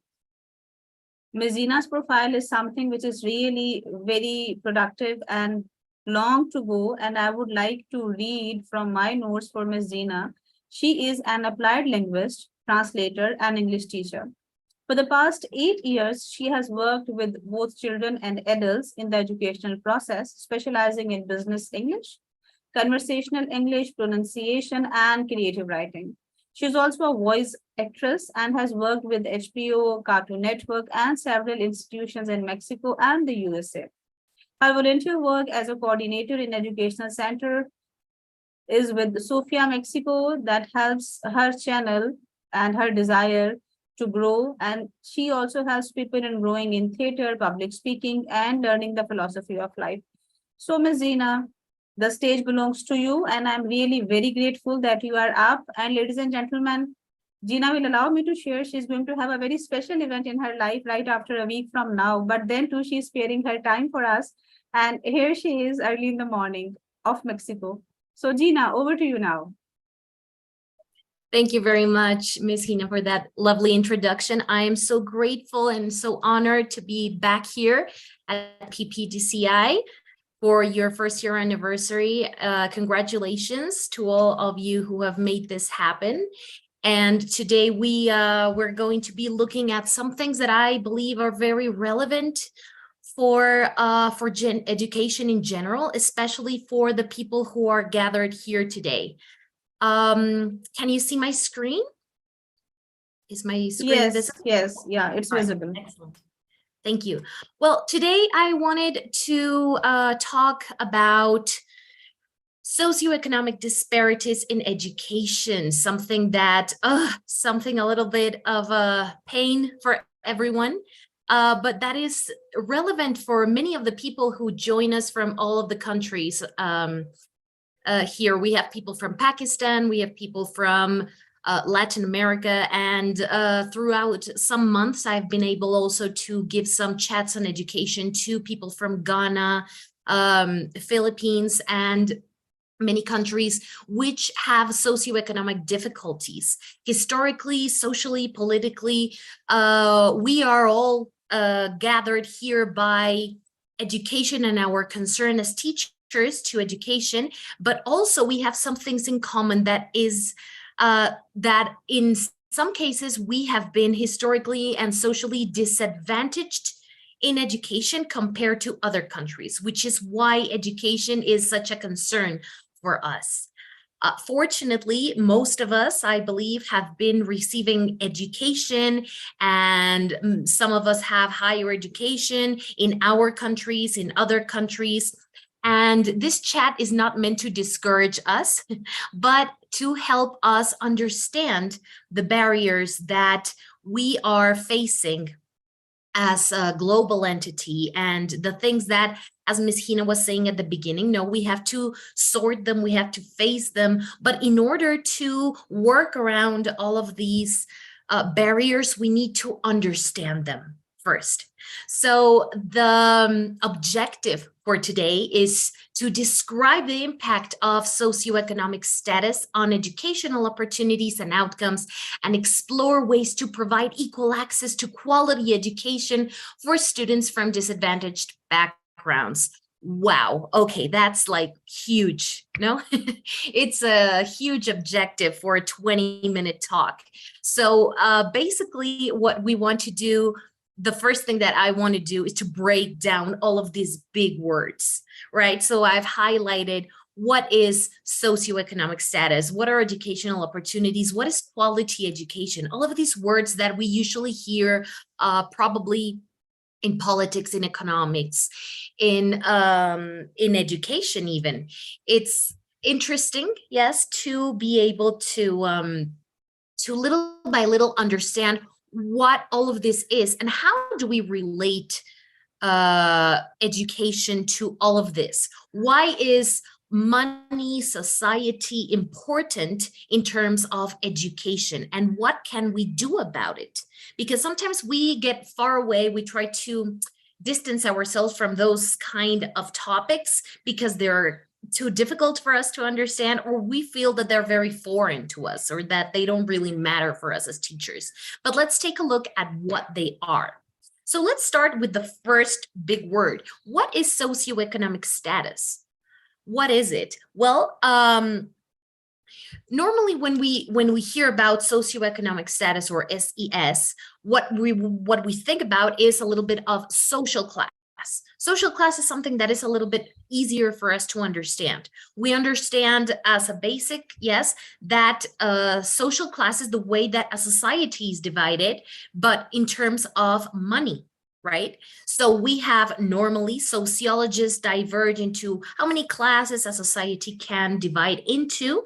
We can divide society into lower class, middle class, upper class. Some sociologists divided it and not to 3 classes, but maybe 5. It really depends on the country. However, what seems to repeat itself is that lower classes are normally most of the population, and they tend to have less wealth than the upper classes, who are a very limited amount of people, right, that has most of the wealth.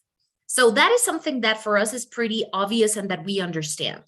Then we also have social stratification, which means that depending on the social class, people have different jobs and different professions. And we have in the elite, the upper class, we tend to associate it with bankers, with politicians, governments, lawyers, engineers. Middle class, yay, there we are, teachers. Teachers, nurses, and people that work in public service and things like that. And then we have the working class, or even the precariat class. And what's interesting about this is that we tend to associate money with work, right? So if you're going to work on this, you're going to earn this. And we tend to, link social class with social stratification. And that wasn't always like that, right? We tend to associate social class with social stratification, but the idea that our amount of money tends to define who we are as a person is something that became relevant about 200 years ago. And what is interesting for us as educators is that what we tend to relate is that the higher the social class that we have is the more opportunity for education that we have. Here is some information about that. So here we have some information that when people tend to have a higher socioeconomic status, they tend to receive more education. They tend to have a higher degree, a bachelor's degree. And when a person belongs to a lower socioeconomic status, they have a less education or less school completion. And that is something that tends to repeat in many, many societies. In countries like Pakistan, and most countries in the Middle East and Latin America, that is especially true for us in the sense that all of these countries stand out as the world's most unequal regions, where the top classes have most of the income. Yes, they have about half of the income of the country, and the rest of the population tends to have all the income. So basically, we know that the rich are very, very, very rich, and the poor are very, very, very poor in all of these countries, Latin America, Middle East, and Africa. And we also know that the children's social class is one of the most significant predictors of their educational success. So this is related to education in the sense that when we have a low educational achievement, when we receive a lower education, we have lower economic prospects in life, which is why education in a lot of areas is promoted. So people from lower socioeconomic status tend to promote education in order to gain social mobility. Social mobility means that we want to go from one social level to the next social level.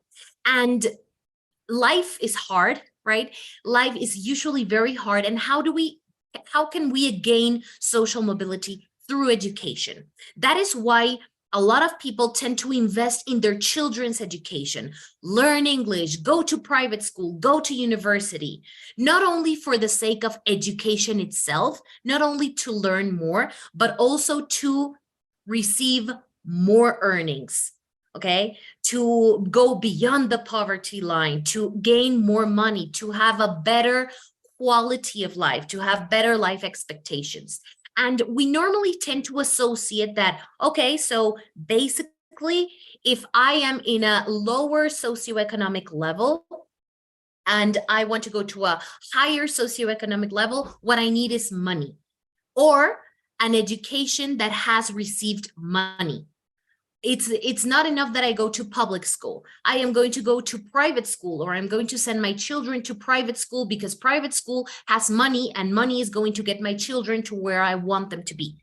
And that is a very simple way to associate that a school with money will give me a better opportunity of life. And that is basically how many people observe this, right? However, socioeconomic status is not as easy as that. According to the American Psychological Association, socioeconomic status is, yes, the position of a person in society, but it's determined by a combination of factors, economic, social factors that are, yes, income, how much money we receive a month, but also the type of education, the amount of education, the prestige of the occupation, the place of residence, and sometimes even ethnic and religious background matters. Okay, so it's something that is more complicated than just money, education. The more money that you get, the more education and the better education that you get. Something a little bit more complicated than that.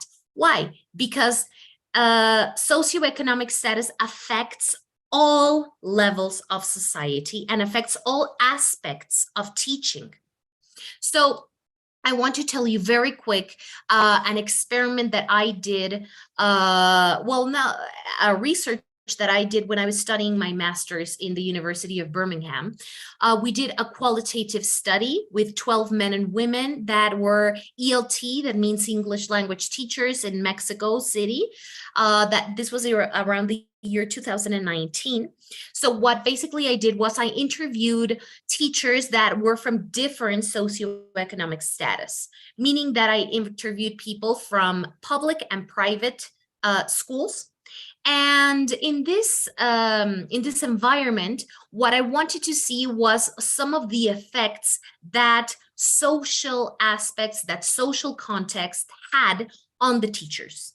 The effects on their emotional health, on their mental health, on their identity. And we found some very interesting results. So the socioeconomical factors that were taken into consideration were the teaching programs of the English teachers, their training, the school budget, and then the parents' expectations and the roles that the owners of schools and principals had. So all of these are socioeconomical factors that went into the research that were taking into consideration for both public and private schools. And what we found was that there was a big conflict for all the teachers, not only for the lower socioeconomic level teachers, in their beliefs, their values, their motivation, their mental health, their emotional health. Everybody had conflicts. Yeah, so we had an impact of socioeconomic level on all the teachers. Why? And what kind of effects? So in general, what happened in the disadvantaged environments? We had teachers from public schools. This is a short interview that we have. And basically, the problems that we had in public schools were the lack of material, furniture, and just general material elements to make things happen. Yes, we have here some things that say we don't have the proper furniture or materials that work properly. We don't have speakers. I have to bring my own. Some time ago, we had computers, but they almost immediately broke down. They never came to fix them.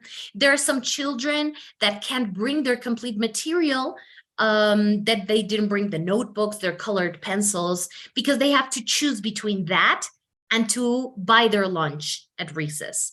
This happens in Mexico, but I'm sure that some of you can relate to some of your own students where you have seen this. And that is because of this economic gap that we have in many of our countries. We have something that is called less social mobility, which means that what we said, no, the rich are very rich and the poor are very poor. The access to education is very, very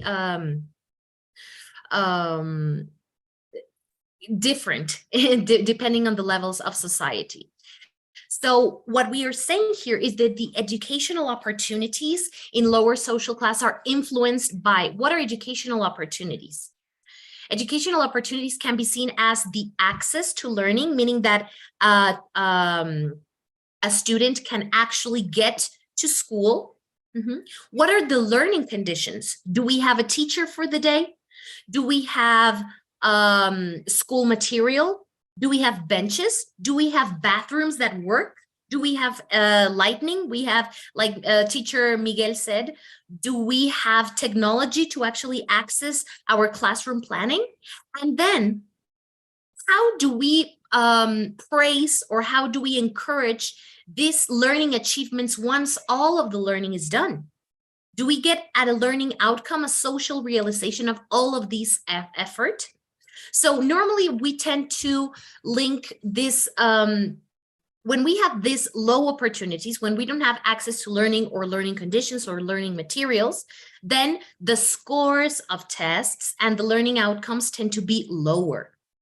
And the more opportunity that we have to this, when we have good learning conditions, good learning materials, good access to learning, when scores tend to be higher. And then, so in students that have a lower socioeconomic profile have to develop more resilience. Okay, here is a chart of academic resilience, meaning the ability to confront different types of problems in life. This is a very wide scheme, but I want us to focus here. One of the biggest things that children from lower socioeconomic level have to focus on is their resilience to their socioeconomic elements. Okay, so they have to do a big effort to confront this. And we would say, yes, of course, if they have to develop resilience to endure this, how are they going to get a good education? How are we going to confront this? But let's go to the other side of the scale, okay? Let's see what kind of problems we had in privileged environments, meaning in private schools. So in privileged environments, the problems that we were facing with students and with teachers was the entitlement of parents and the competitive environment. Okay, so here we have parents that feel the power to demand lots of things.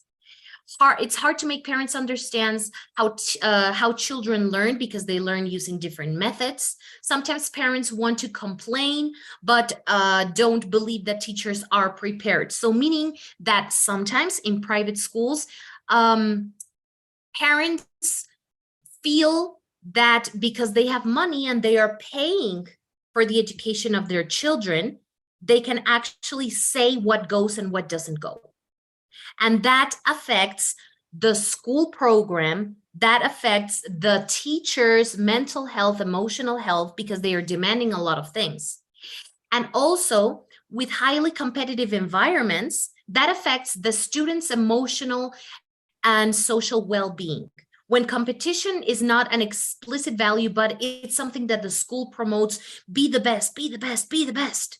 Okay, that is something that also affects, yes, their development. It affects how they do in school because not everybody can keep up with the high level. Okay, so teachers don't like so much the competition because it doesn't promote a healthy classroom environment. Okay, as a teacher, teachers suffer because they rather would give, like teacher Janet was saying, encourage all your students individually, tell them that they did something good every day. However, that is not always possible when you have a competitive environment in the top schools of the country. So basically,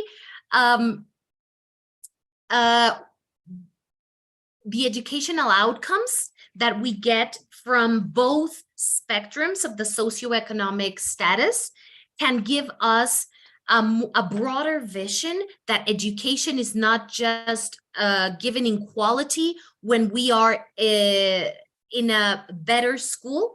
Okay, so more money, okay, having money and materials is not enough for quality education. Okay, quality education is not just achieved by being in a school that has the supplies. Okay, private school, yes, will have your resources, will have the materials, but they will have other kinds of problems. Okay, because the socioeconomic background affects the cognitive achievement. Yes, their performance in tests and their performance in other aspects, but also the socio-emotional well-being, the educational attainment. Yes, their sense of belonging to the school, their self-expectations. We all as teachers know how much the feelings of a student can affect, yes, their development, can affect how well they do on tests, how well they are paying or not attention. Okay, so we can't just all blame it on the money. We have to consider that the socio-emotional well-being and the cognitive achievement and the educational attainment all come into place to give us quality education. So here, for example, this is one note from one of the teachers that says, you know, last week a girl said that I hurt her. I grabbed her arm too hard and I buried my nails into her. They called me to the principal's office and they asked what happened. And I was like 3 or 4 days at the office being questioned until one of the girls admitted the truth. At the end of all this, they didn't apologize to me. I was the one who had to apologize. And there was a moment when I said, well, it's over. Here we're talking about teacher burnout, teachers' depression, students who are not given values, who are not understanding the value of a teacher. And could you tell if this was from a private or a public school? It could be both. Yes, so this is an aspect that can affect both public education and private education. So there are human aspects of teaching that transcend the curriculum and that transcend the socioeconomic aspects. There are human aspects of education that go across the whole society and that influence it. They influence the environment of the class, the teacher performance, his or her motivation, and the student's performance as well.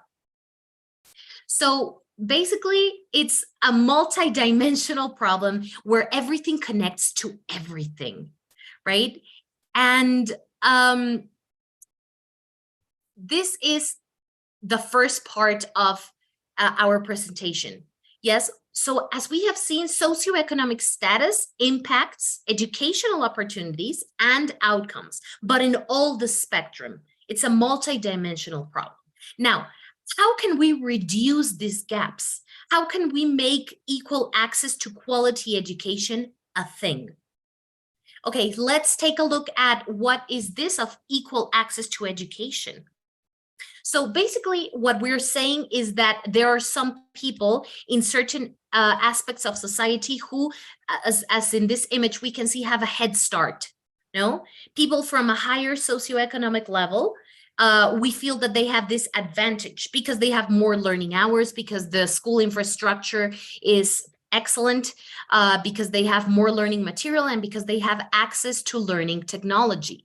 And the rest of the students, the rest of the teachers feel that they are left behind. So maybe equal access to the materials, to the same learning hours, and to the same material would help, right? Well, let's take a look at this. If what we feel that we have is inequality because we have unequal access to opportunities, then what we're searching for is equality. So as we can see in this lovely image, we have inequality, which is one girl is receiving the apple falling from the tree because it's tended to be linked a little bit lower and the apple falls more easily, and the other kid doesn't have it. So what would happen if we had an equal opportunity, equal education for everybody? Evenly distributed tools. Now, both kids have a stair. Why is one kid still receiving the apple and the other one isn't? Well, nowadays, I would say steps 1 and steps 2 are the problem with many perceptions on equality and education. I remember that in my country, in Mexico, about 10 or 15 years ago, there was a president who said, okay, we're going to give computers and tablets to all the children in public schools, and the people who can't afford it, the government is going to give out their tablets. So now everyone will have equal access to technology, equal education, equal opportunities. But there was a problem because the people who were in rural environments, the people who received the tablets didn't have electricity in their school. So how were they going to charge their tablets? How were they going to get to this education? So the problem is more complex than that. What we want in education is not equality, but equity and justice. What is equity? Equity is not just giving everyone the same tools, but actually give tools that are customized to the necessities of each student. Not every school needs a tablet, and not every school needs the same tools than higher socioeconomic level schools need. Okay, we all know the needs that our students in our schools need to have access to quality education. So what we need, like in this case, in number 3, maybe this kid would need a higher ladder to access the apple. We as teachers know what are the needs of our students, the needs of our school. And I am sure that even though we have points in common in Pakistan, in Mexico, in Colombia, in Saudi Arabia, in Ghana, in all of the countries that you're joining us from, we have points in common, yes, but we all have our unique special needs. And being in an equity environment, having equity in education means that teachers and governments and institutions have to think of tools that are useful for that society or that student or that school in particular. We have to build tools that give us a better access to education, not the same access to everyone, but the access that makes sense for each kind of school, for each kind of student. And then the ultimate goal, yes, the dream come true would be not to have to build tools to access the system, but to change the system itself. That would be justice. Okay, justice in education would be to actually fix the tree, make it the same to everyone, fixing the system to offer the same opportunities to everything. Instead of building tools, instead of having to say, okay, so this school needs tablets to access technology, but this other school needs first to have electricity. Okay, so this would be equity, okay, to give access to electricity to everyone. That would be justice, that everyone had electricity, that all children had access to education. Not, for example, oh, well, okay, let's build tablets that don't need electricity. That would be thinking of a custom-made tool for a school that doesn't have internet or doesn't have electricity. That would be building a tool. But why build a tool and not fix the whole system? Okay, why do we have to adjust ourselves to the unfair disadvantages that the society is built in? That's the problem, right? That the whole of society has unequal things as unfair aspects in all of our countries. And once we get to equity, here are some aspects of OECD that when we gain equity aspects in reading, meaning giving equal opportunities to reading, it can improve in a relatively short time. Education can improve. Here we have from different countries around the world how given access to reading, to books from 2000 to 2015 had some amazing changes in some countries. So the line here in 2000, for example, in a country like the United Arab Emirates, had amazing results to 2015. in the terms of equity. So better social mobility, greater advancements were made when equitable tools were given, not the same tools for everyone, but when custom-made tools were made. But in some countries, unfortunately, for example, like Peru, they went down.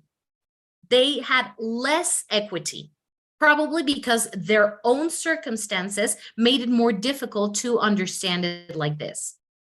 So what is the dream here? The dream is to have a fair society, and that is what the United Nations dreams for quality education. Learners who are healthy, well-nourished, eager to participate. That is quality education. Outcomes that include knowledge, skills, attitudes, and we would say, wow, okay, so if we could have all the learners who are super healthy, well-nourished, what would be the 2030 goals for education and transformation around the world? Well, the United Nations wants that for 2030, we have that both boys and girls have access to quality early development, access to affordable vocational education, increase the number of people who have relevant skills for employment, eliminate all discrimination in education, ensure universal literacy, ensure education for sustainable development, the building of inclusive and safe schools, the supply of qualified teachers in development countries. And this sounds amazing and lovely and beautiful, but we also have to say, oh my God, okay, be pragmatic. That's not something that we can attain by 2030. Like, consider my school and consider my friend's school. How can we make all discrimination in education go away in 7 years? Okay, so there's a part of our mind that says that is not possible. Okay, so because what we're trying to do is to go from step 1 to step 4 instead of crossing from step 1 to step 2 to step 3 to step 4. But why is it important to actually have these goals of justice? Okay, because ideals in education are important. I'm going to share with you this phrase that I adore about having an ideal. The reality of society, the reality of exclusion, inequality, repression, violence, and despair is far from ideal. Still, the ideal is there. Not as an unattainable perfection, but to inspire the present, to highlight what we must pay attention to, and to help us locate what stands in the way of making the ideal a reality. An ideal locates the area of interest and concern, points out the characteristics and desired qualities of the landscape, and indicates the characteristics that are an obstacle to the growth of the person and society. The fact that an ideal inspires reality focuses the pending work on reducing the distance between both. So basically, an ideal helps us direct our boat to where it needs to navigate, even if the reality aspects will not come true in the perceived time. Why? Because don't we teach our students to dream big? Why don't we do that as well? So when we have higher expectations of education at an early age, it is more likely that we will have a skilled employment 10 years later. Okay, so here are some numbers that when people have higher career expectations at age 15, okay, people in Denmark are taught to dream big. The students are taught to dream big in education, and that helps them direct their educational efforts, their educational development. So by the time that they are 25, they have higher expectations of themselves. Okay, we have to be, of course, pragmatic and logical and look at our socioeconomic circumstances, but we also need to dream big, to look at the future, to believe that we can do more. Because looking at that point of reference is going to help us get there more easily than if we just say, well, we're poor, so we're going to have a poor education. And remember, money is not everything, okay? People that have the best school opportunities or the best the best technology, okay, don't always receive the best education. What is quality education? Quality education has to do about equity, sustainability, contextualization, a balanced approach, child-friendly teaching and learning outcomes. Sustainability is just one of the aspects that has to do with the socioeconomic level and equity as well. But all of this, contextualizing our teaching, balancing our approaches, making it a child-friendly teaching environment, and having this kind of outcomes, that is something that every school can do if every teacher sets their mind to it. It doesn't have to do with money. All right. So what are some things that our institutions can do to promote quality education? Support disadvantaged children in their education, provide quality programs, yes, develop teachers' capacity to detect students' needs, target additional resources toward disadvantaged students, reduce the concentration of disadvantaged students in particular schools, create a climate that favors learning and well-being, encourage parent-teacher communication, and all of these things, our institutions, our schools, if you are school directors, school principals, these are some things that you can do to improve quality education. And thinking that we want to have the best access to everyone in education. What should the governments do? The governments should grant children equal opportunities. They should invest to provide childcare. They should give policies that allow balanced work and family life. So this is the dreaming big part. Okay, so in our own societies, we must demand our authorities that they push this kind of things for education. Promote, the government has the power to improve social mobilities if these areas are promoted. Granting equal opportunities, making policies that balance work and family life. Okay, it's not just enough to say, okay, take 1,000 courses of teacher training and that way you will change the world. No, teachers can't change everything. There is a part that is the responsibility of the government. And we shouldn't make all the work, we shouldn't give all the work to the teachers, because part of the work to improve education comes from governments. And another part of the job comes for institutions. Okay, because if we want to get from step 1 to step 4, from inequality to justice, more things have to change than just me in the classroom. It has to be the whole system that changes. And we must know what are the things that our society needs so that that happens. However, we as teachers, what things can we do in our classroom to give quality education? Well, we can imagine that our own classroom is like a small society. And I reduced it to 3 things. What is the teacher's job when we talk about quality education? What can we do in the classroom? First, prepare, okay? Studying your content, your lesson plans, prepare your lessons, but not just prepare the class given the curriculum that you have or the study plan that you have. What is it that your students need? Not what comes next week on the lesson plan. What do your students need to learn?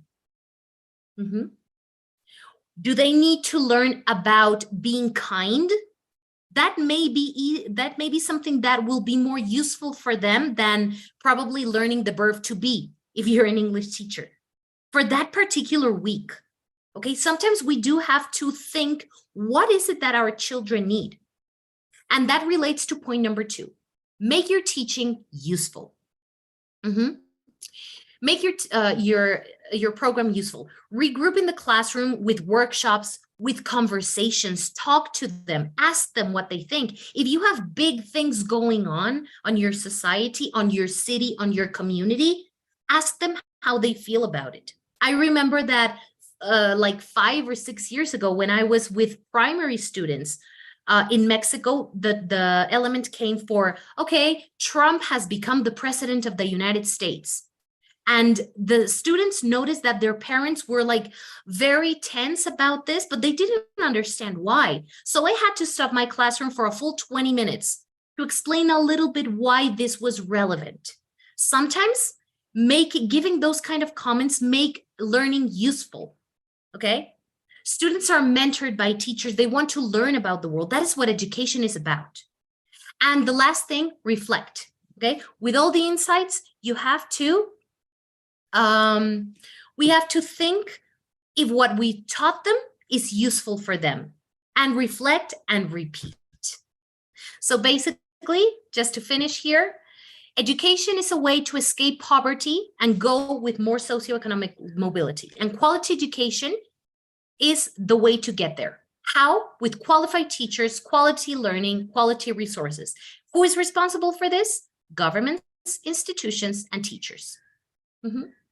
Because all that is valuable in human society depends on the opportunity for the individuals, not just for the groups. We have to think of every single person. And we as teachers can do it. We can make it.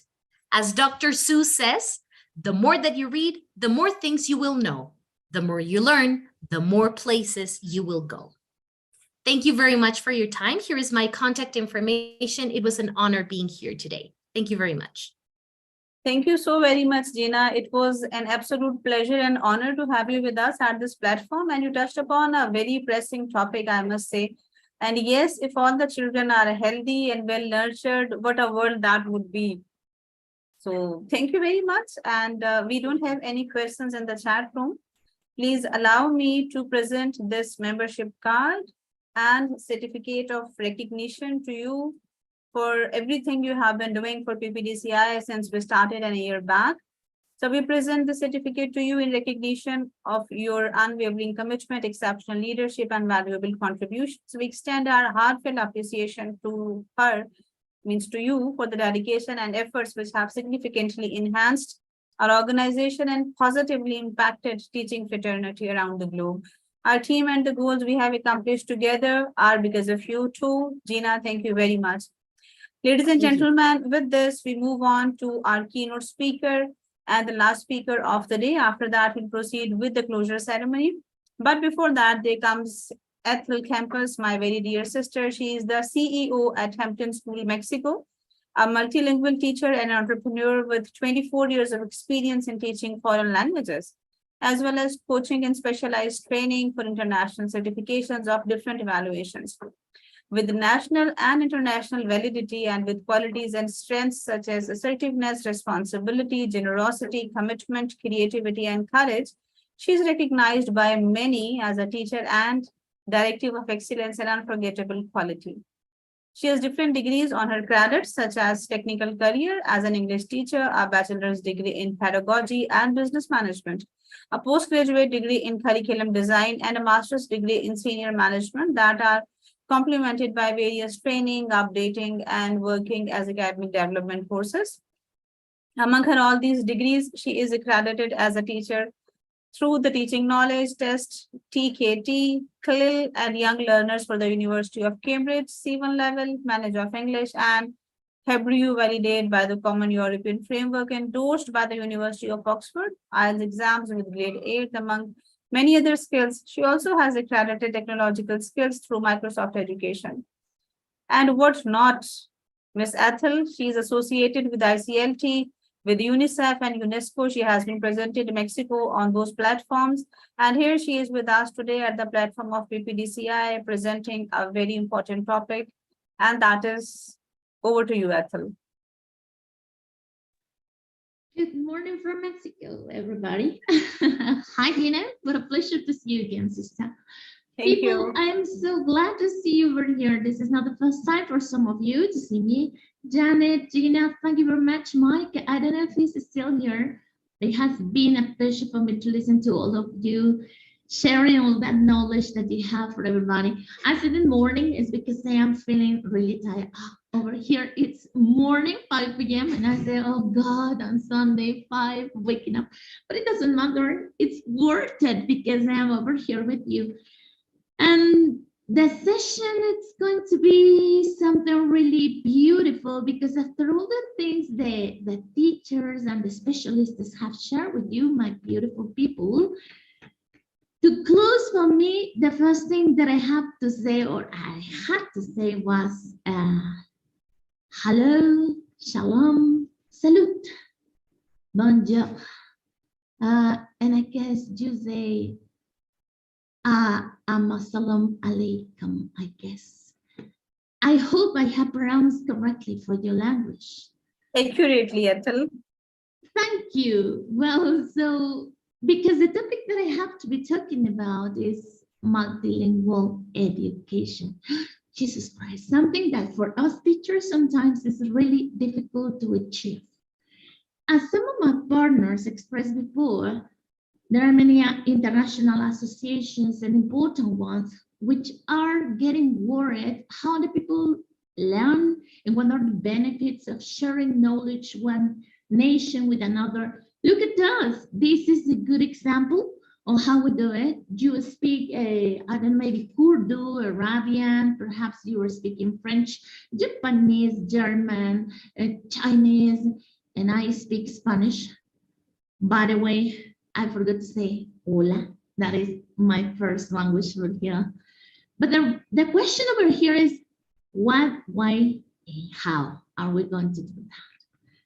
Theory is a lot. I prepared this presentation with something that pulls your attention because I suppose that you're tired after everything. But let's start knowing what is multilingual education, or better called MLE.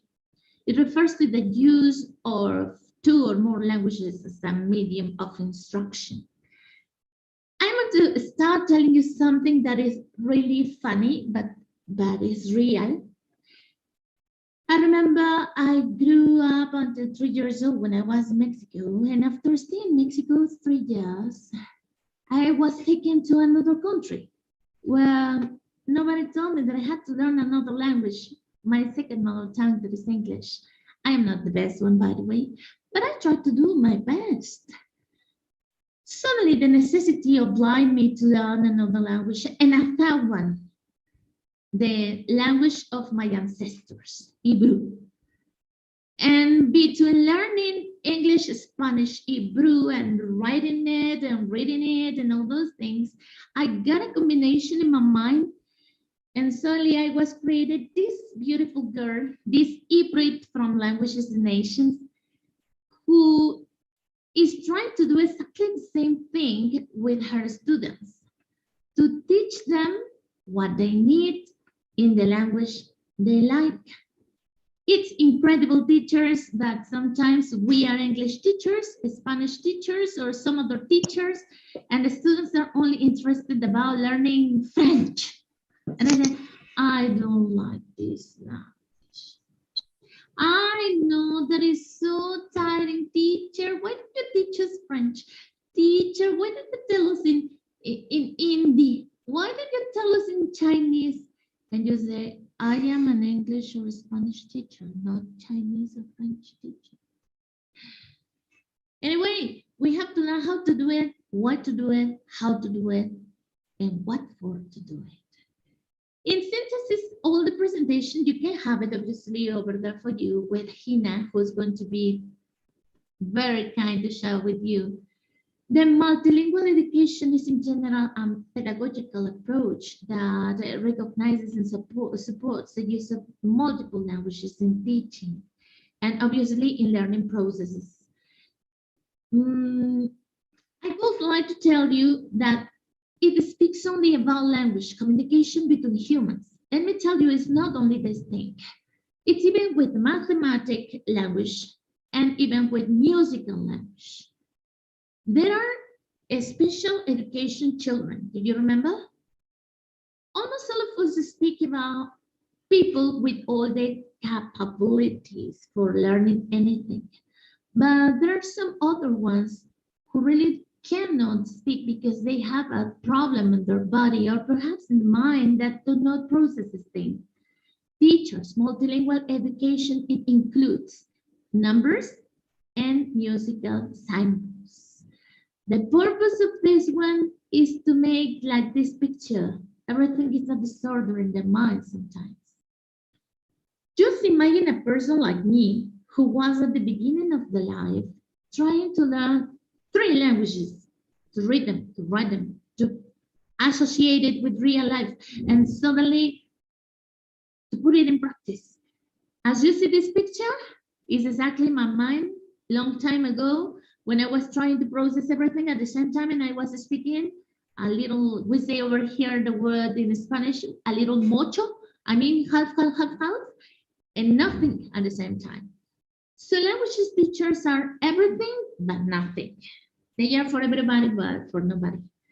You can see them everywhere, but they are not used nowhere. And it's really simple and complex at the same time, but the minds are really mixed. So over here, the question, it really is, why should we teach in different languages, with different strategies, with all the things that were exposed in this presentation, in this beautiful anniversary, by the way, PPDCI? Congratulations, big hug for you. Hope everybody enjoyed. It's missing only the cake and the wine for us to say cheers. I will do it, but with water, because as you can hear, my throat is a little destroyed due to the work during the week. Why do we have to do it, teachers? The first thing is to increase the cognitive development, not only for the students, but even for us. Can you imagine saying exactly what I did at the beginning of the class? Hello, hi, bonjour, salut, ça va? Suddenly you say to the students, no? And they, don't you say, are you drunk, teacher? Did you smoke something? Did you drink something special? They said, no, it's because I learned no language, a new language today. Let's learn tomorrow how to say goodbye. And you invite your students to increase their memory. Cognitive development, especially nowadays, as Miguel said, the use of technology is something really important, but it seems like we are forgetting to use our own brain. And we don't need to do nothing because we only press a button in our telephone and it tells us everything, how to say goodbye, and we don't have to memorize it. But what about if you make your students a kind of goal of learning a different word, or even their own languages from their country? I have heard, as in Mexico, obviously, many nations have many languages. They are forgetting them. We are forgetting them. For example, over here in Mexico, when we want to say to somebody the beautiful I love you, but in Zapoteca. Zapoteco is a language that we speak in a place over here in Mexico. We say something similar like the Chinese. So the Chinese says, well, I mean, we say, I love you. In Spanish, te amo. And suddenly, in Zapoteco, ndianala. And the guys get interested about these things. And they say, teacher, how can I say to my boyfriend, I love you? In what language did you want to say it? This is going to help us to the second point, the cultural preservation. Teachers, don't forget that sometimes we teach other languages from other countries to our students because we really want to do the support, the humanistic integration, and to give them economic opportunities. Yeah, that's right. Money, money, money, money, money, money. I mean, money is good. Who says no? But what about enjoying who you are? Not feeling guilty or feeling depressed because you come from another culture, from another town, and from a different language. That is something that multilingual education is going to help the children and adolescents and teenagers and adults and everybody to realize. And suddenly when I discovered that Ndianala in Zapoteco is so beautiful because it means something so forever and ever, I said, I want to say that word to my future partner of my life. For never to say again, I hate you, but only I love you. Multilingual education teachers make the people to be tolerant. Over here in my country, there are people who come from different towns to live in the city. I suppose you are living something similar. If you are having this situation, I am so sure that there is a different language, a different comment, a different expression, colloquial situations to express even different accents. And I don't know if you have noticed that sometimes when we don't know the thing, we fear about it, we laugh about it, and we make fun of it. And teenagers and children sometimes say, ha, he doesn't know how to speak in this way. When we teachers included in our classroom and we allow them to be listened and we tell them, share to us your expression, make us understand it. Perhaps we can make the children to learn how to be tolerant with their partners. And if somebody is incorrect in the way they're speaking, they're going to say, that is not the correct way, correct it, it's said like this. Yeah, for sure, languages are going to give economic opportunities to some other people. Let me tell you, in my life, with 3 languages and 2 more that I know how to read and how to translate, believe me, I have never suffered hunger, not even one member of my family. And it has given me a chance for me to be who I am. But there is one story, is a big story that you should know. I'm so sure because you know history. In that Second World War, where the people was not interested about learning languages as so much for fun, they said one expression: if you know the language, you will survive.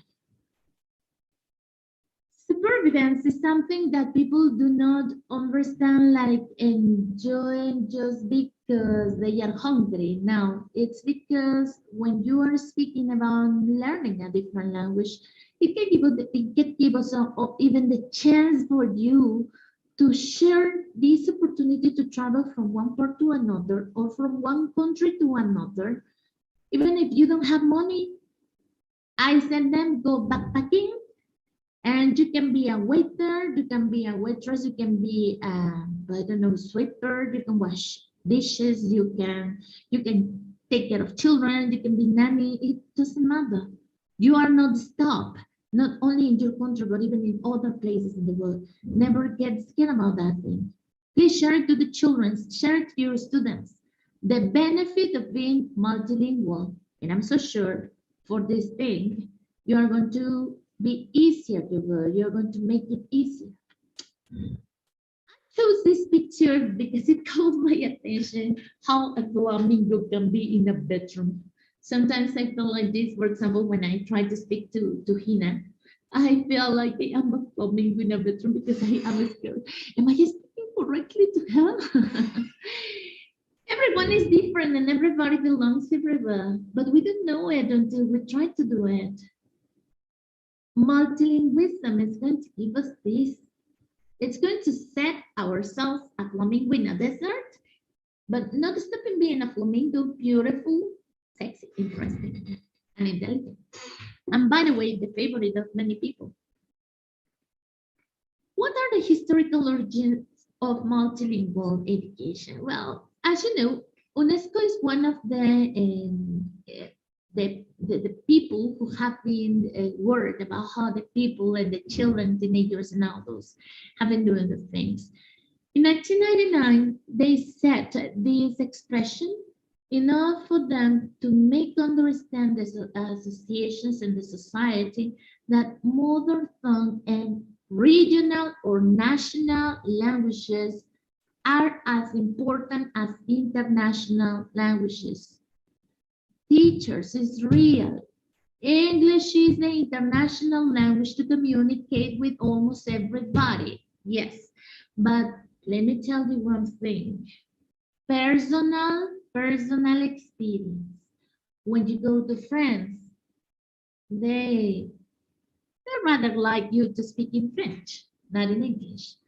They are expecting you to respect the languages.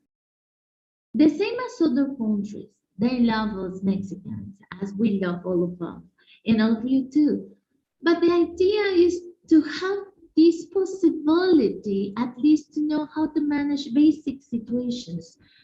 In the moment you are working for somebody, I don't know, maybe online, or when you are sharing food with someone at a cafeteria and they don't know how to ask for the money, for the food. Perhaps you find a tourist. It happened to me when I was 13 years old. I came to Mexico and suddenly there were some Canadian guys. They were young. The girl was sick and she was not speaking correctly because her nose was not working fine. Nobody could understand her. And my father just kicked me. Hey, help her. No, but I can't. No, I don't know them. Help her. She's in problems. And so when I tried to help her get her medicine, she was really, really happy. She was thankful. And she said to me, can you help me go to my hotel too? Because nobody can understand, not even my English, my accent, and because I am sick. If I hadn't had that opportunity to be multilingual, believe me, I hadn't had many experiences. Your students need it. It has the roots in various contexts. Because of the bilingual education, the first thing, remember, we started being bilingual. And then the language revitalization. It seems like education has been in a cycle of not ending and everything is in. There is no more red thread under the sun and everybody knows everything and we are always bored and the children don't want to learn. So that's the reason we learned. We wanted to do some revitalization. There are many methodologies to do something, but the fashion one now is to do it with multilingual. You want to be actualized teachers? Do it in different languages, not only the one you're teaching just as common. And now, don't forget, the language in education policy. This is for all the countries. This is not something we want or we don't want to do. After the pandemic, it took a strong point for all the powerful and non-powerful countries to be caring about how their society was growing between one another. And let me tell you one thing they discovered. We were having meetings in Zoom like now, and we found people from other countries, and we didn't know how to communicate with them. They realized we needed a strongest language, we needed the strongest education, we needed to modify everything to add a little of technology, a little of values, a little of history, a little of context, a little of everything, and with little, they created a new language education policy. How are we going to do all these things? Well, it's easy. It's because when you have my multilingual education, you will find harmony in society and the taboos disappearance. I cannot speak of something I haven't lived and I cannot express from other people, let me tell you. I remember long time ago, people who knew that I was learning other languages, they asked me one thing. Teacher, when you are sleeping, do you dream in another language? I don't know, what's your answer? If you do, please share to us in the chat, because as I remember, sometimes I dream in other languages. They said to me, teacher, and when you are speaking to somebody in English, don't you feel like you have to stop because you are like in a wheel going back and front? Is it difficult to change from English to French? How does your brain work? Don't you get confused? Well, and the most terrible question that I never dared to answer was when they asked me, teacher, because this is a cultural practice. I'm married to a Chinese guy a long time ago. And they asked me, teacher, and when you are having a discussion, do you discuss in Spanish, in Chinese, or in English? we say, come on, that is something, that is a taboo that you have in your mind, that suddenly the people think that because you know different languages, maybe you are not speaking correctly, or they said to me that I get problems in my tongue because even in Spanish, I have a different accent. They sometimes ask me, are you Colombian? No, maybe you're from Venezuela. No, perhaps you're from Puerto Rico. No, I'm not from anywhere. I am from Mexico. But my accent changed. People couldn't discover who I was. That was something amazing, you know. I could enter anywhere and I can enjoy anything, and suddenly nobody could know who I was. I felt like 007, ready to enjoy the life. I don't know if you know Mr. James Bond, but 007 had the chance to share with many people. The question is, how are we going to implement the multilingualism or the multilingual education in our classrooms? Well, first of all, we have to be careful about what language models we have to implement. The most convenient, I said over here, if you notice, is the language integrated learning from the CLIL. Why? Because it gives you a little of technology, a little of education, a little of comparison, a little of association. It gives you even total physical response methodology. And you can use a little of realia. You put it everything with grammar translation method. You make your shaken, and then voila. Your lesson plan gives you all the possibility for you to work with all the students from different levels and from different status of learning. Don't forget, we have visuals, we have musical, we have communicative ones, we have mathematical and logical ones, and the CLIL methodology helps you to improve all of those things. I strongly recommend you to do that. The transitional bilingual education is good either, teachers. What happened over here? Well, many times and many moments of our lives, students said, how can I say this word in these other languages? There is always one who is not learning with the methodology and using, because for any reasons, their brain works differently. Please don't get scared about using the grammar translation method. I know it's one of the oldest ones, but if in the brain of the person it works for us to hook the knowledge and to increase their level, please do it. Well, that's my personal recommendation. It helps me a lot. After that thing, the teacher training is important. Teachers, this is something that's not going to like you. I know. We are all the time studying. We are all the time trying to do our best. We want to rest, we want to enjoy. We have spoken about this in other conferences. But let me tell you one thing. Studying for you as a teacher is something important. You cannot teach in multilingual purpose without knowing how to pronounce or what is the real meaning and context of the word you are going to teach. For example, almost everybody in the world have heard the expression namaste. That is in another language. Sometimes when I teach my students a hello, sometimes I say a namaste, especially for the ones who practice yoga or they have this kind of religion. And they say, teacher, do you know what is the meaning? For sure. I can see the essence of God in you. The translation literally is, I see you. But the context of a namaste is, I can see the light of God in you. And I feel happy when I share this thing because wow, how deep it is. It is. So your training teachers has to be with something professional. Sometimes we are waiting for the governments to do it, teacher. Never wait for any government to do it. It's not because our governments are not good and our, I don't know, kings, queens, and perhaps presidents or ambassadors, they are not good. No, it's because they have a lot of things to do. And sometimes when we are in the classroom, it's something that we have to attack immediately. It's not something that we can wait until they decide to teach us.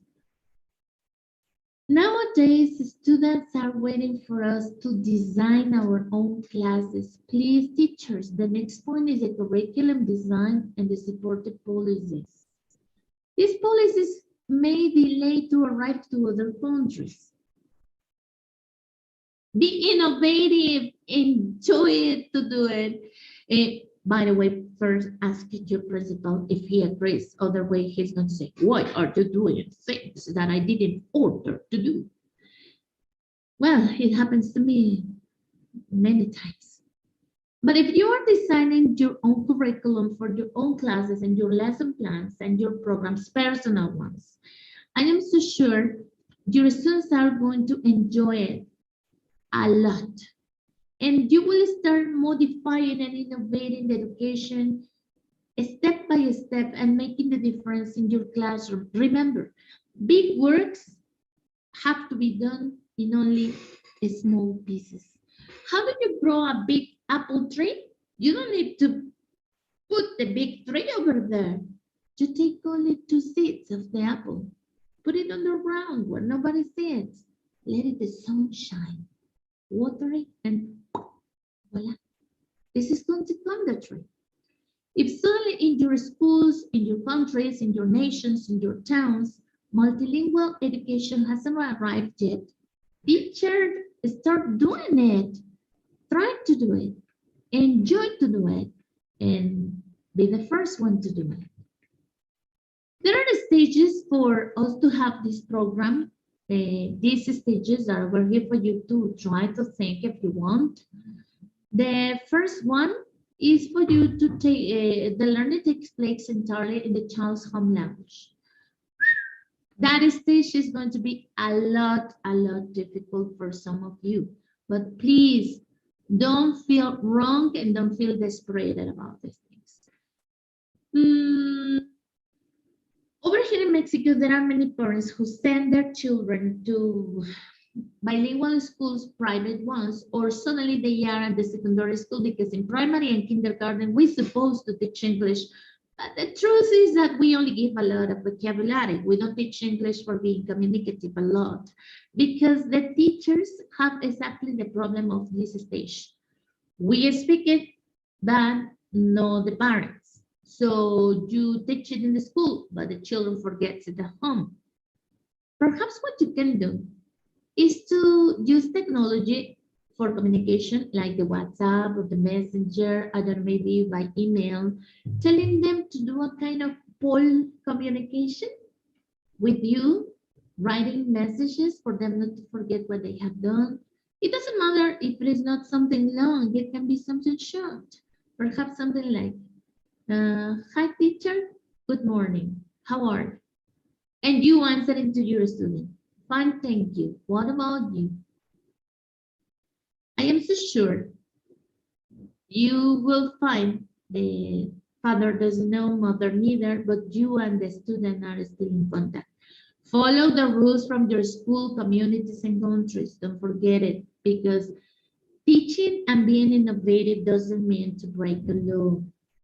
In the stage 2, teachers, you will have to build the fluency in the mother tongue and the introduction of oral in the second language. Well, nobody is fluent sometimes. It doesn't matter if we learn the language since we were children. Sometimes we get stuck, especially if we're thinking in 2 or 3 languages at the same time. So what I strongly recommend you is to use music. And suddenly you are singing, never gonna give you up, never gonna let you down. Music, it's a good helper in this stage 2 teacher. Perhaps rhythms. Again, I am giving you, hoping you like them and you enjoy them, some kind of strategies, as always, things that help me a lot when I try to implement something innovative, speaking about multilingual, and I find the parents cannot speak the language. I tell them to use any app, or maybe me, only me, in the class. I do a kind of karaoke for them to enjoy it, and they, believe me, try to copy the rhythm of the song. Perhaps this helps you with the fluency. In the stage 3, you will introduce literacy. Well, I don't know your country, but over here, almost anybody likes to read. These kind of things help me when I try students to read and write. A diary, or maybe, I don't know, a letter, to read short stories, to tell them with puppets the story of Cinderella or Pinocchio, and for them to be the new members of the theater. Because the stage 3 is one of the most difficult ones. If you arrive over there, say, thanks God for all the help you have given me. In the stage number 4, it's something that is going to give you as a result of everything you've done in both the other 3 stages. They are going to start changing suddenly the language. So one of our students over here in basic language using multilingual education, over here in Hampton School, that is a school that I am the CEO, little children who are from kindergarten in the 3rd year, they say, good morning, teacher. ¿Cómo estás? Fine, girl. And you? Estoy bien, teacher. They use 2 languages at the same time. Teacher, yo quiero un red apple. Okay, yeah, that's good. For me, I never say my students no, only in English, only in Spanish. No. Allow the child to use both languages. We call in Spanish, they are pochos, I mean half and half. Well, it doesn't matter. Children are going to enjoy it and they are going to learn it later. Recommendations. Please, despite all the efforts, remember, always speak to the parents. And parents and community involvement is something important. Tell the children maybe to do stickers, to label all the things in their home, and say to the father, please now don't tell them, pass me the salt. Maybe you are using it in Spanish and you say, pásame la sal. The what? The sal. Exactly the salt. Totally the opposite that I'm doing now. Don't forget to integrate technology, teachers. There are many apps everywhere and from all around the world. Evaluate and do research. Maybe you can set in their examinations, translate this word into this language and then give me the meaning in this other language. And one of the most important, collaborate and share with your co-workers. I know it's my work. No, teachers, please don't do that thing. I know you work a lot, you spend your Sundays, your Saturdays, and you really don't want to do nothing because you do your work and other teacher is just lazy. Sometimes we listen to these expressions over here in Mexico. But please remember, it's not because of you, it's not because of the other teacher, it's because of the will of your students. So despite that thing, that bad angel is speaking to this side of your ear and says, no, never give nothing to the teacher. He's a bad teacher. If it is not for him, don't give it to him. Say, goodbye. Teacher, you have students from 6th grade as I do. What about if we work together one project? Well, if the other teacher says, no, I'm not interested, do it by yourself. When the children notice that you are doing something different, they're going to say, teacher, can I participate in the other group?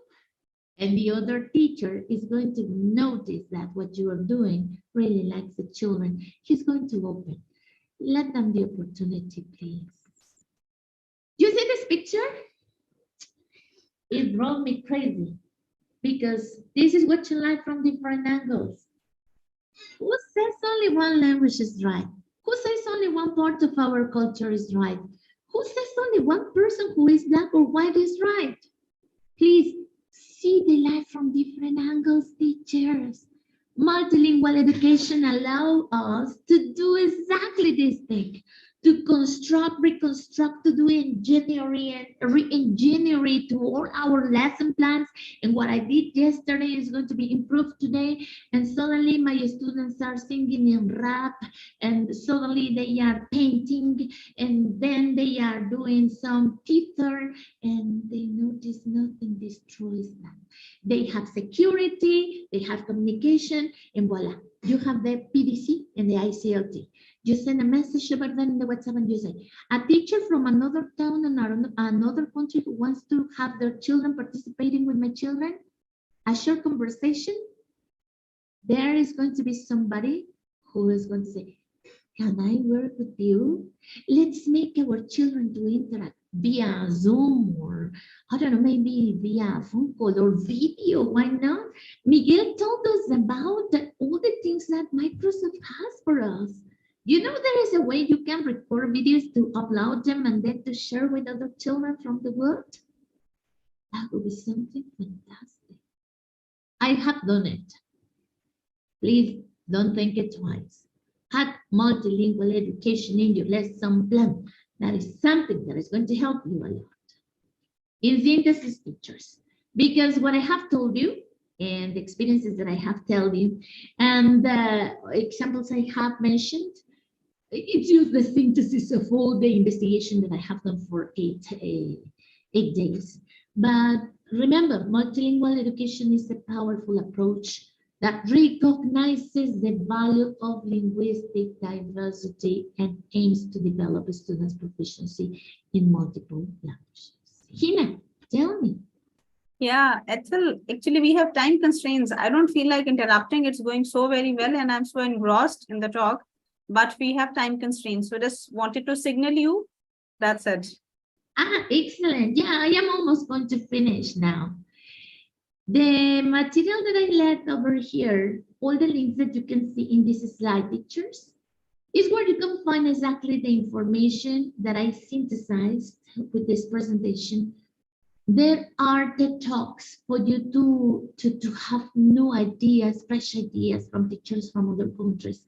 Because I cannot say nothing if I don't share even my knowledge to somebody else in the world. The mother tongue is important, for sure. To learn how to speak your mother tongue is better and is faster, and it's the most important thing at the beginning of your life. Yes, but remember, we are not going to learn all the time from kindergarten book. When we start learning different languages, different topics, different stages, it's like going first preschool and then primary, then going secondary, bachelor, university, masters, doctors. Exactly the same idea. It's like learning different languages. If now your student is able to speak in his language, in his mother tongue, start adding an stranger language.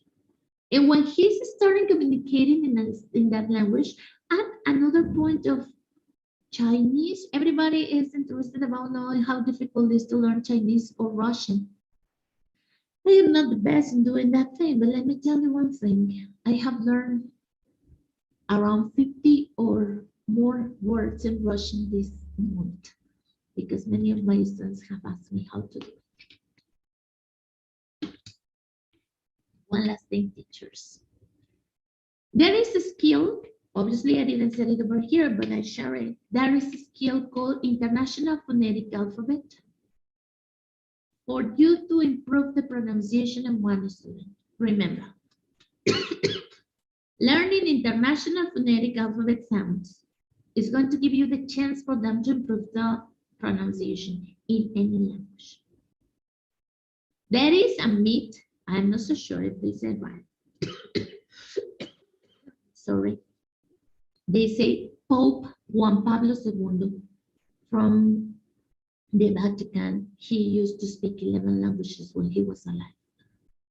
I don't know if it is for sure, but what I know is that he knew the International Phonetic Alphabet. 11 languages, just mean nothing. Teachers, I really appreciate your time and I thought to finish it. I hope you have enjoyed this presentation and I hope to see you soon. Have a nice Sunday And for some of you, it's Mother's Day. Congratulations, happy anniversary, and I'm waiting to see you soon. Goodbye. Thank you so very much, Ethel. You are always a walking power pack energy dose for all of us. So thank you very much for injecting these packs of energy and positivity in all the trainees of PPDCI. It was really a power pack talk. Thank you very much for opening up this, again, important domain for all the participants. And that is why I cannot see any questions here in the chat room. So thank you very much, Ethel, and please allow me to present this. Will you please stop sharing? Thank you.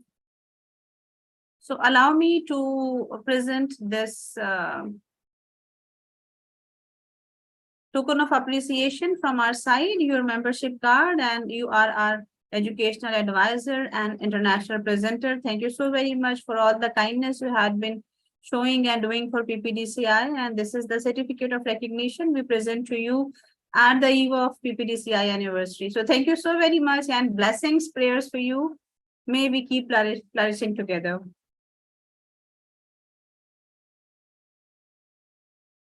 Okay, so ladies and gentlemen, now as you have been through the entire conference, we are heading towards the closure ceremony of PPDCI conference. And for that matter, I request our PPDCI mentor, Madam Jenny Lewis, who is teacher of the teachers, and even I have been learning a lot from her. And I'm really honored and humbled to have her with us. Madam Jenny joined us right away when we started the journey of PPDCI, and since then she has been guiding, and she has been a torch bearer, a beacon of light for all of us. So, Madam Jenny, thank you very much for joining us today at the anniversary. My pleasure. Thank you very much. Over Tina. to you for the closure. Yes, and I recognise it's now very, very late for some people, or when they have to go to work. So just to thank PPDCI for all the amazing work that you've done over the last year. It has been a huge celebration of learning. To capture such a diverse number of presentations tonight, I thought the best way to actually do this was to actually come back to talk about the theme of equity, access and excellence, because each of the presentations, although very, very different, actually was really starting to talk about quite a strong student-centred approach and considering where the children or the students are at. So we heard about considering ways that the students in our classrooms, their strengths, targeting their learning needs, thinking about the language of socioeconomic circumstances each of our students have, access to technologies, access to understanding the knowledge and skills and the requirements that the teachers and sometimes the ministries are asking of us. We were reminded very much so to catch the students on their small successes and ensure every teaching moment is purposeful for every student. But to come back, I think, to what Elia said right at the very beginning when she talked about teacher quality and what this looks like. It reminded very much of the OECD teacher excellence work that we've had for the last decade. And each of the presenters today have actually talked about, in some way, about teacher effectiveness, how to perform well as a teacher and how to know that I'm actually serving each of my students well. But to do that as leaders and owners of our own learning, we do actually have to be reflective in our practices.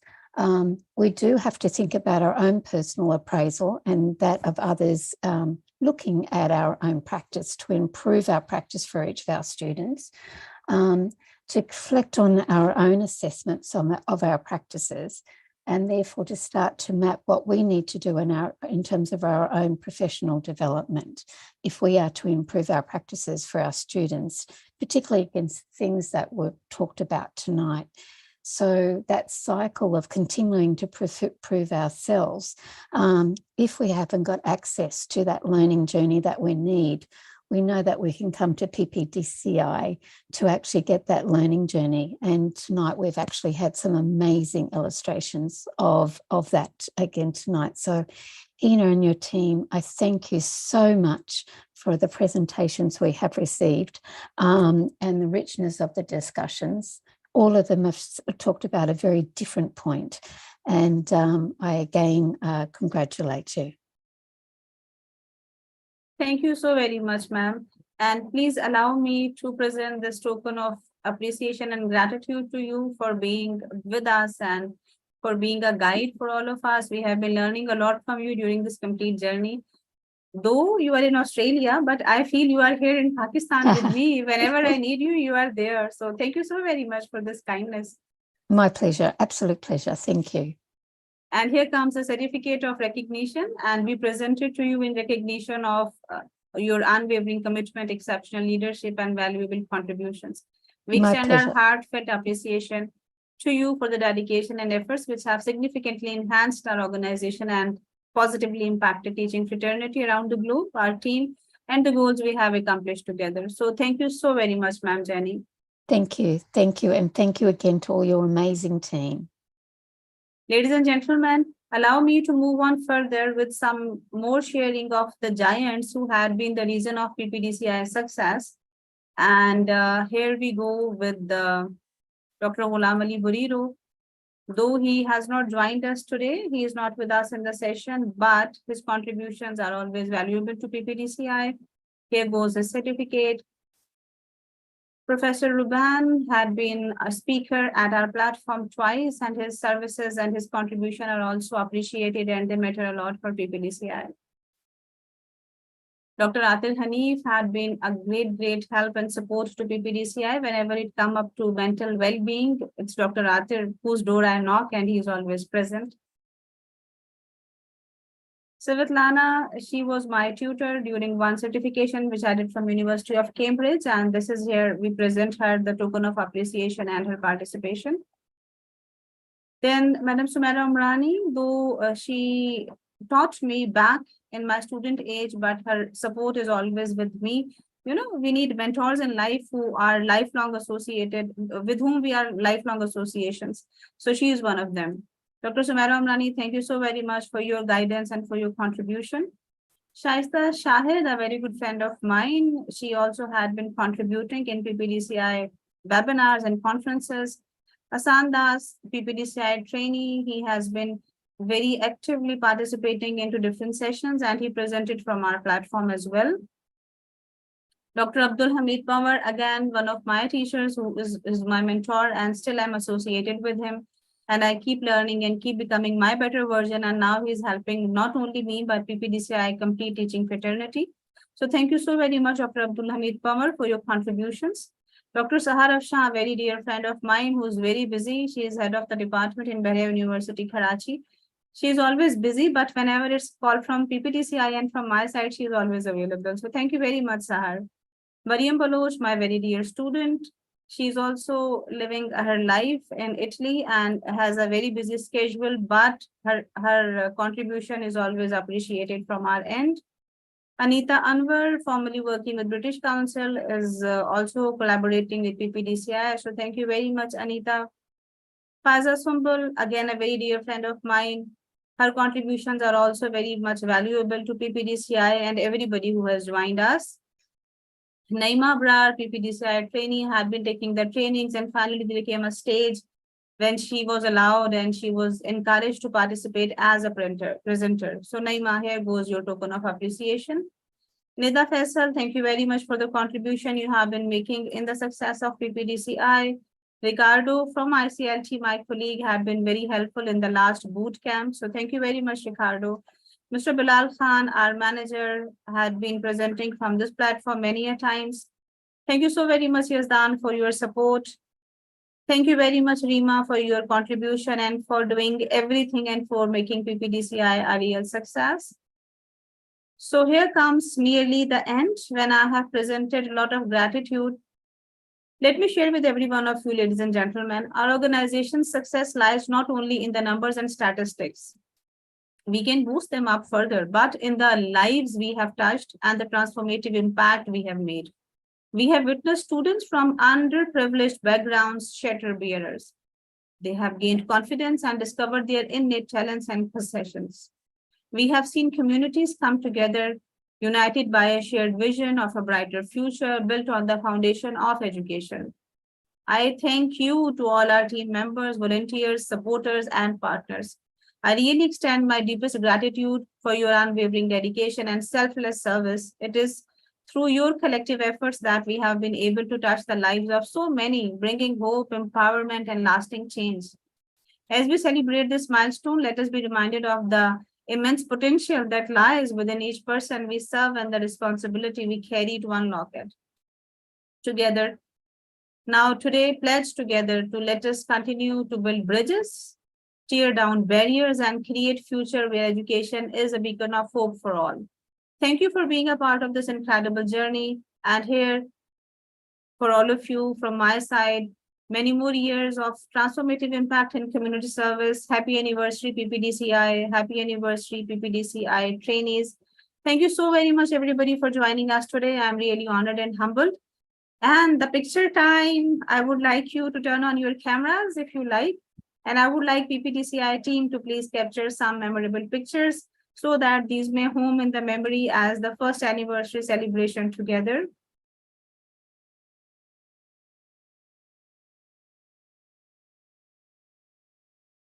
So turning on the cameras, check yourselves. This is also a reflective practice, you know, when you check your appearance and you turn on the cameras.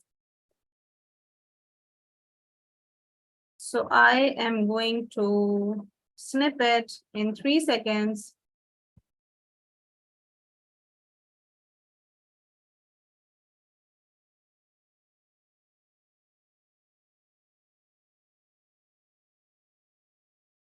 Perfect. Captured screen 1, moving on to screen 2.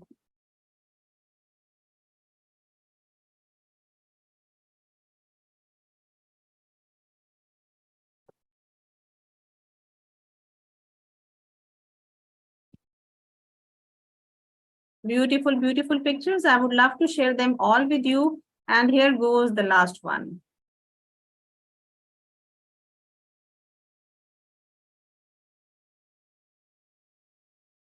So cheers, everyone. Thank you so very much. Happy anniversary, PPDCI. Happy anniversary. See you soon, Happy inshallah. anniversary. Thank you Bye. very much. Thank you. Bye Bye. for now. Keep growing. Keep becoming to an excellent version. Blessings, prayers. Bye, blessings. Goodbye, everybody. So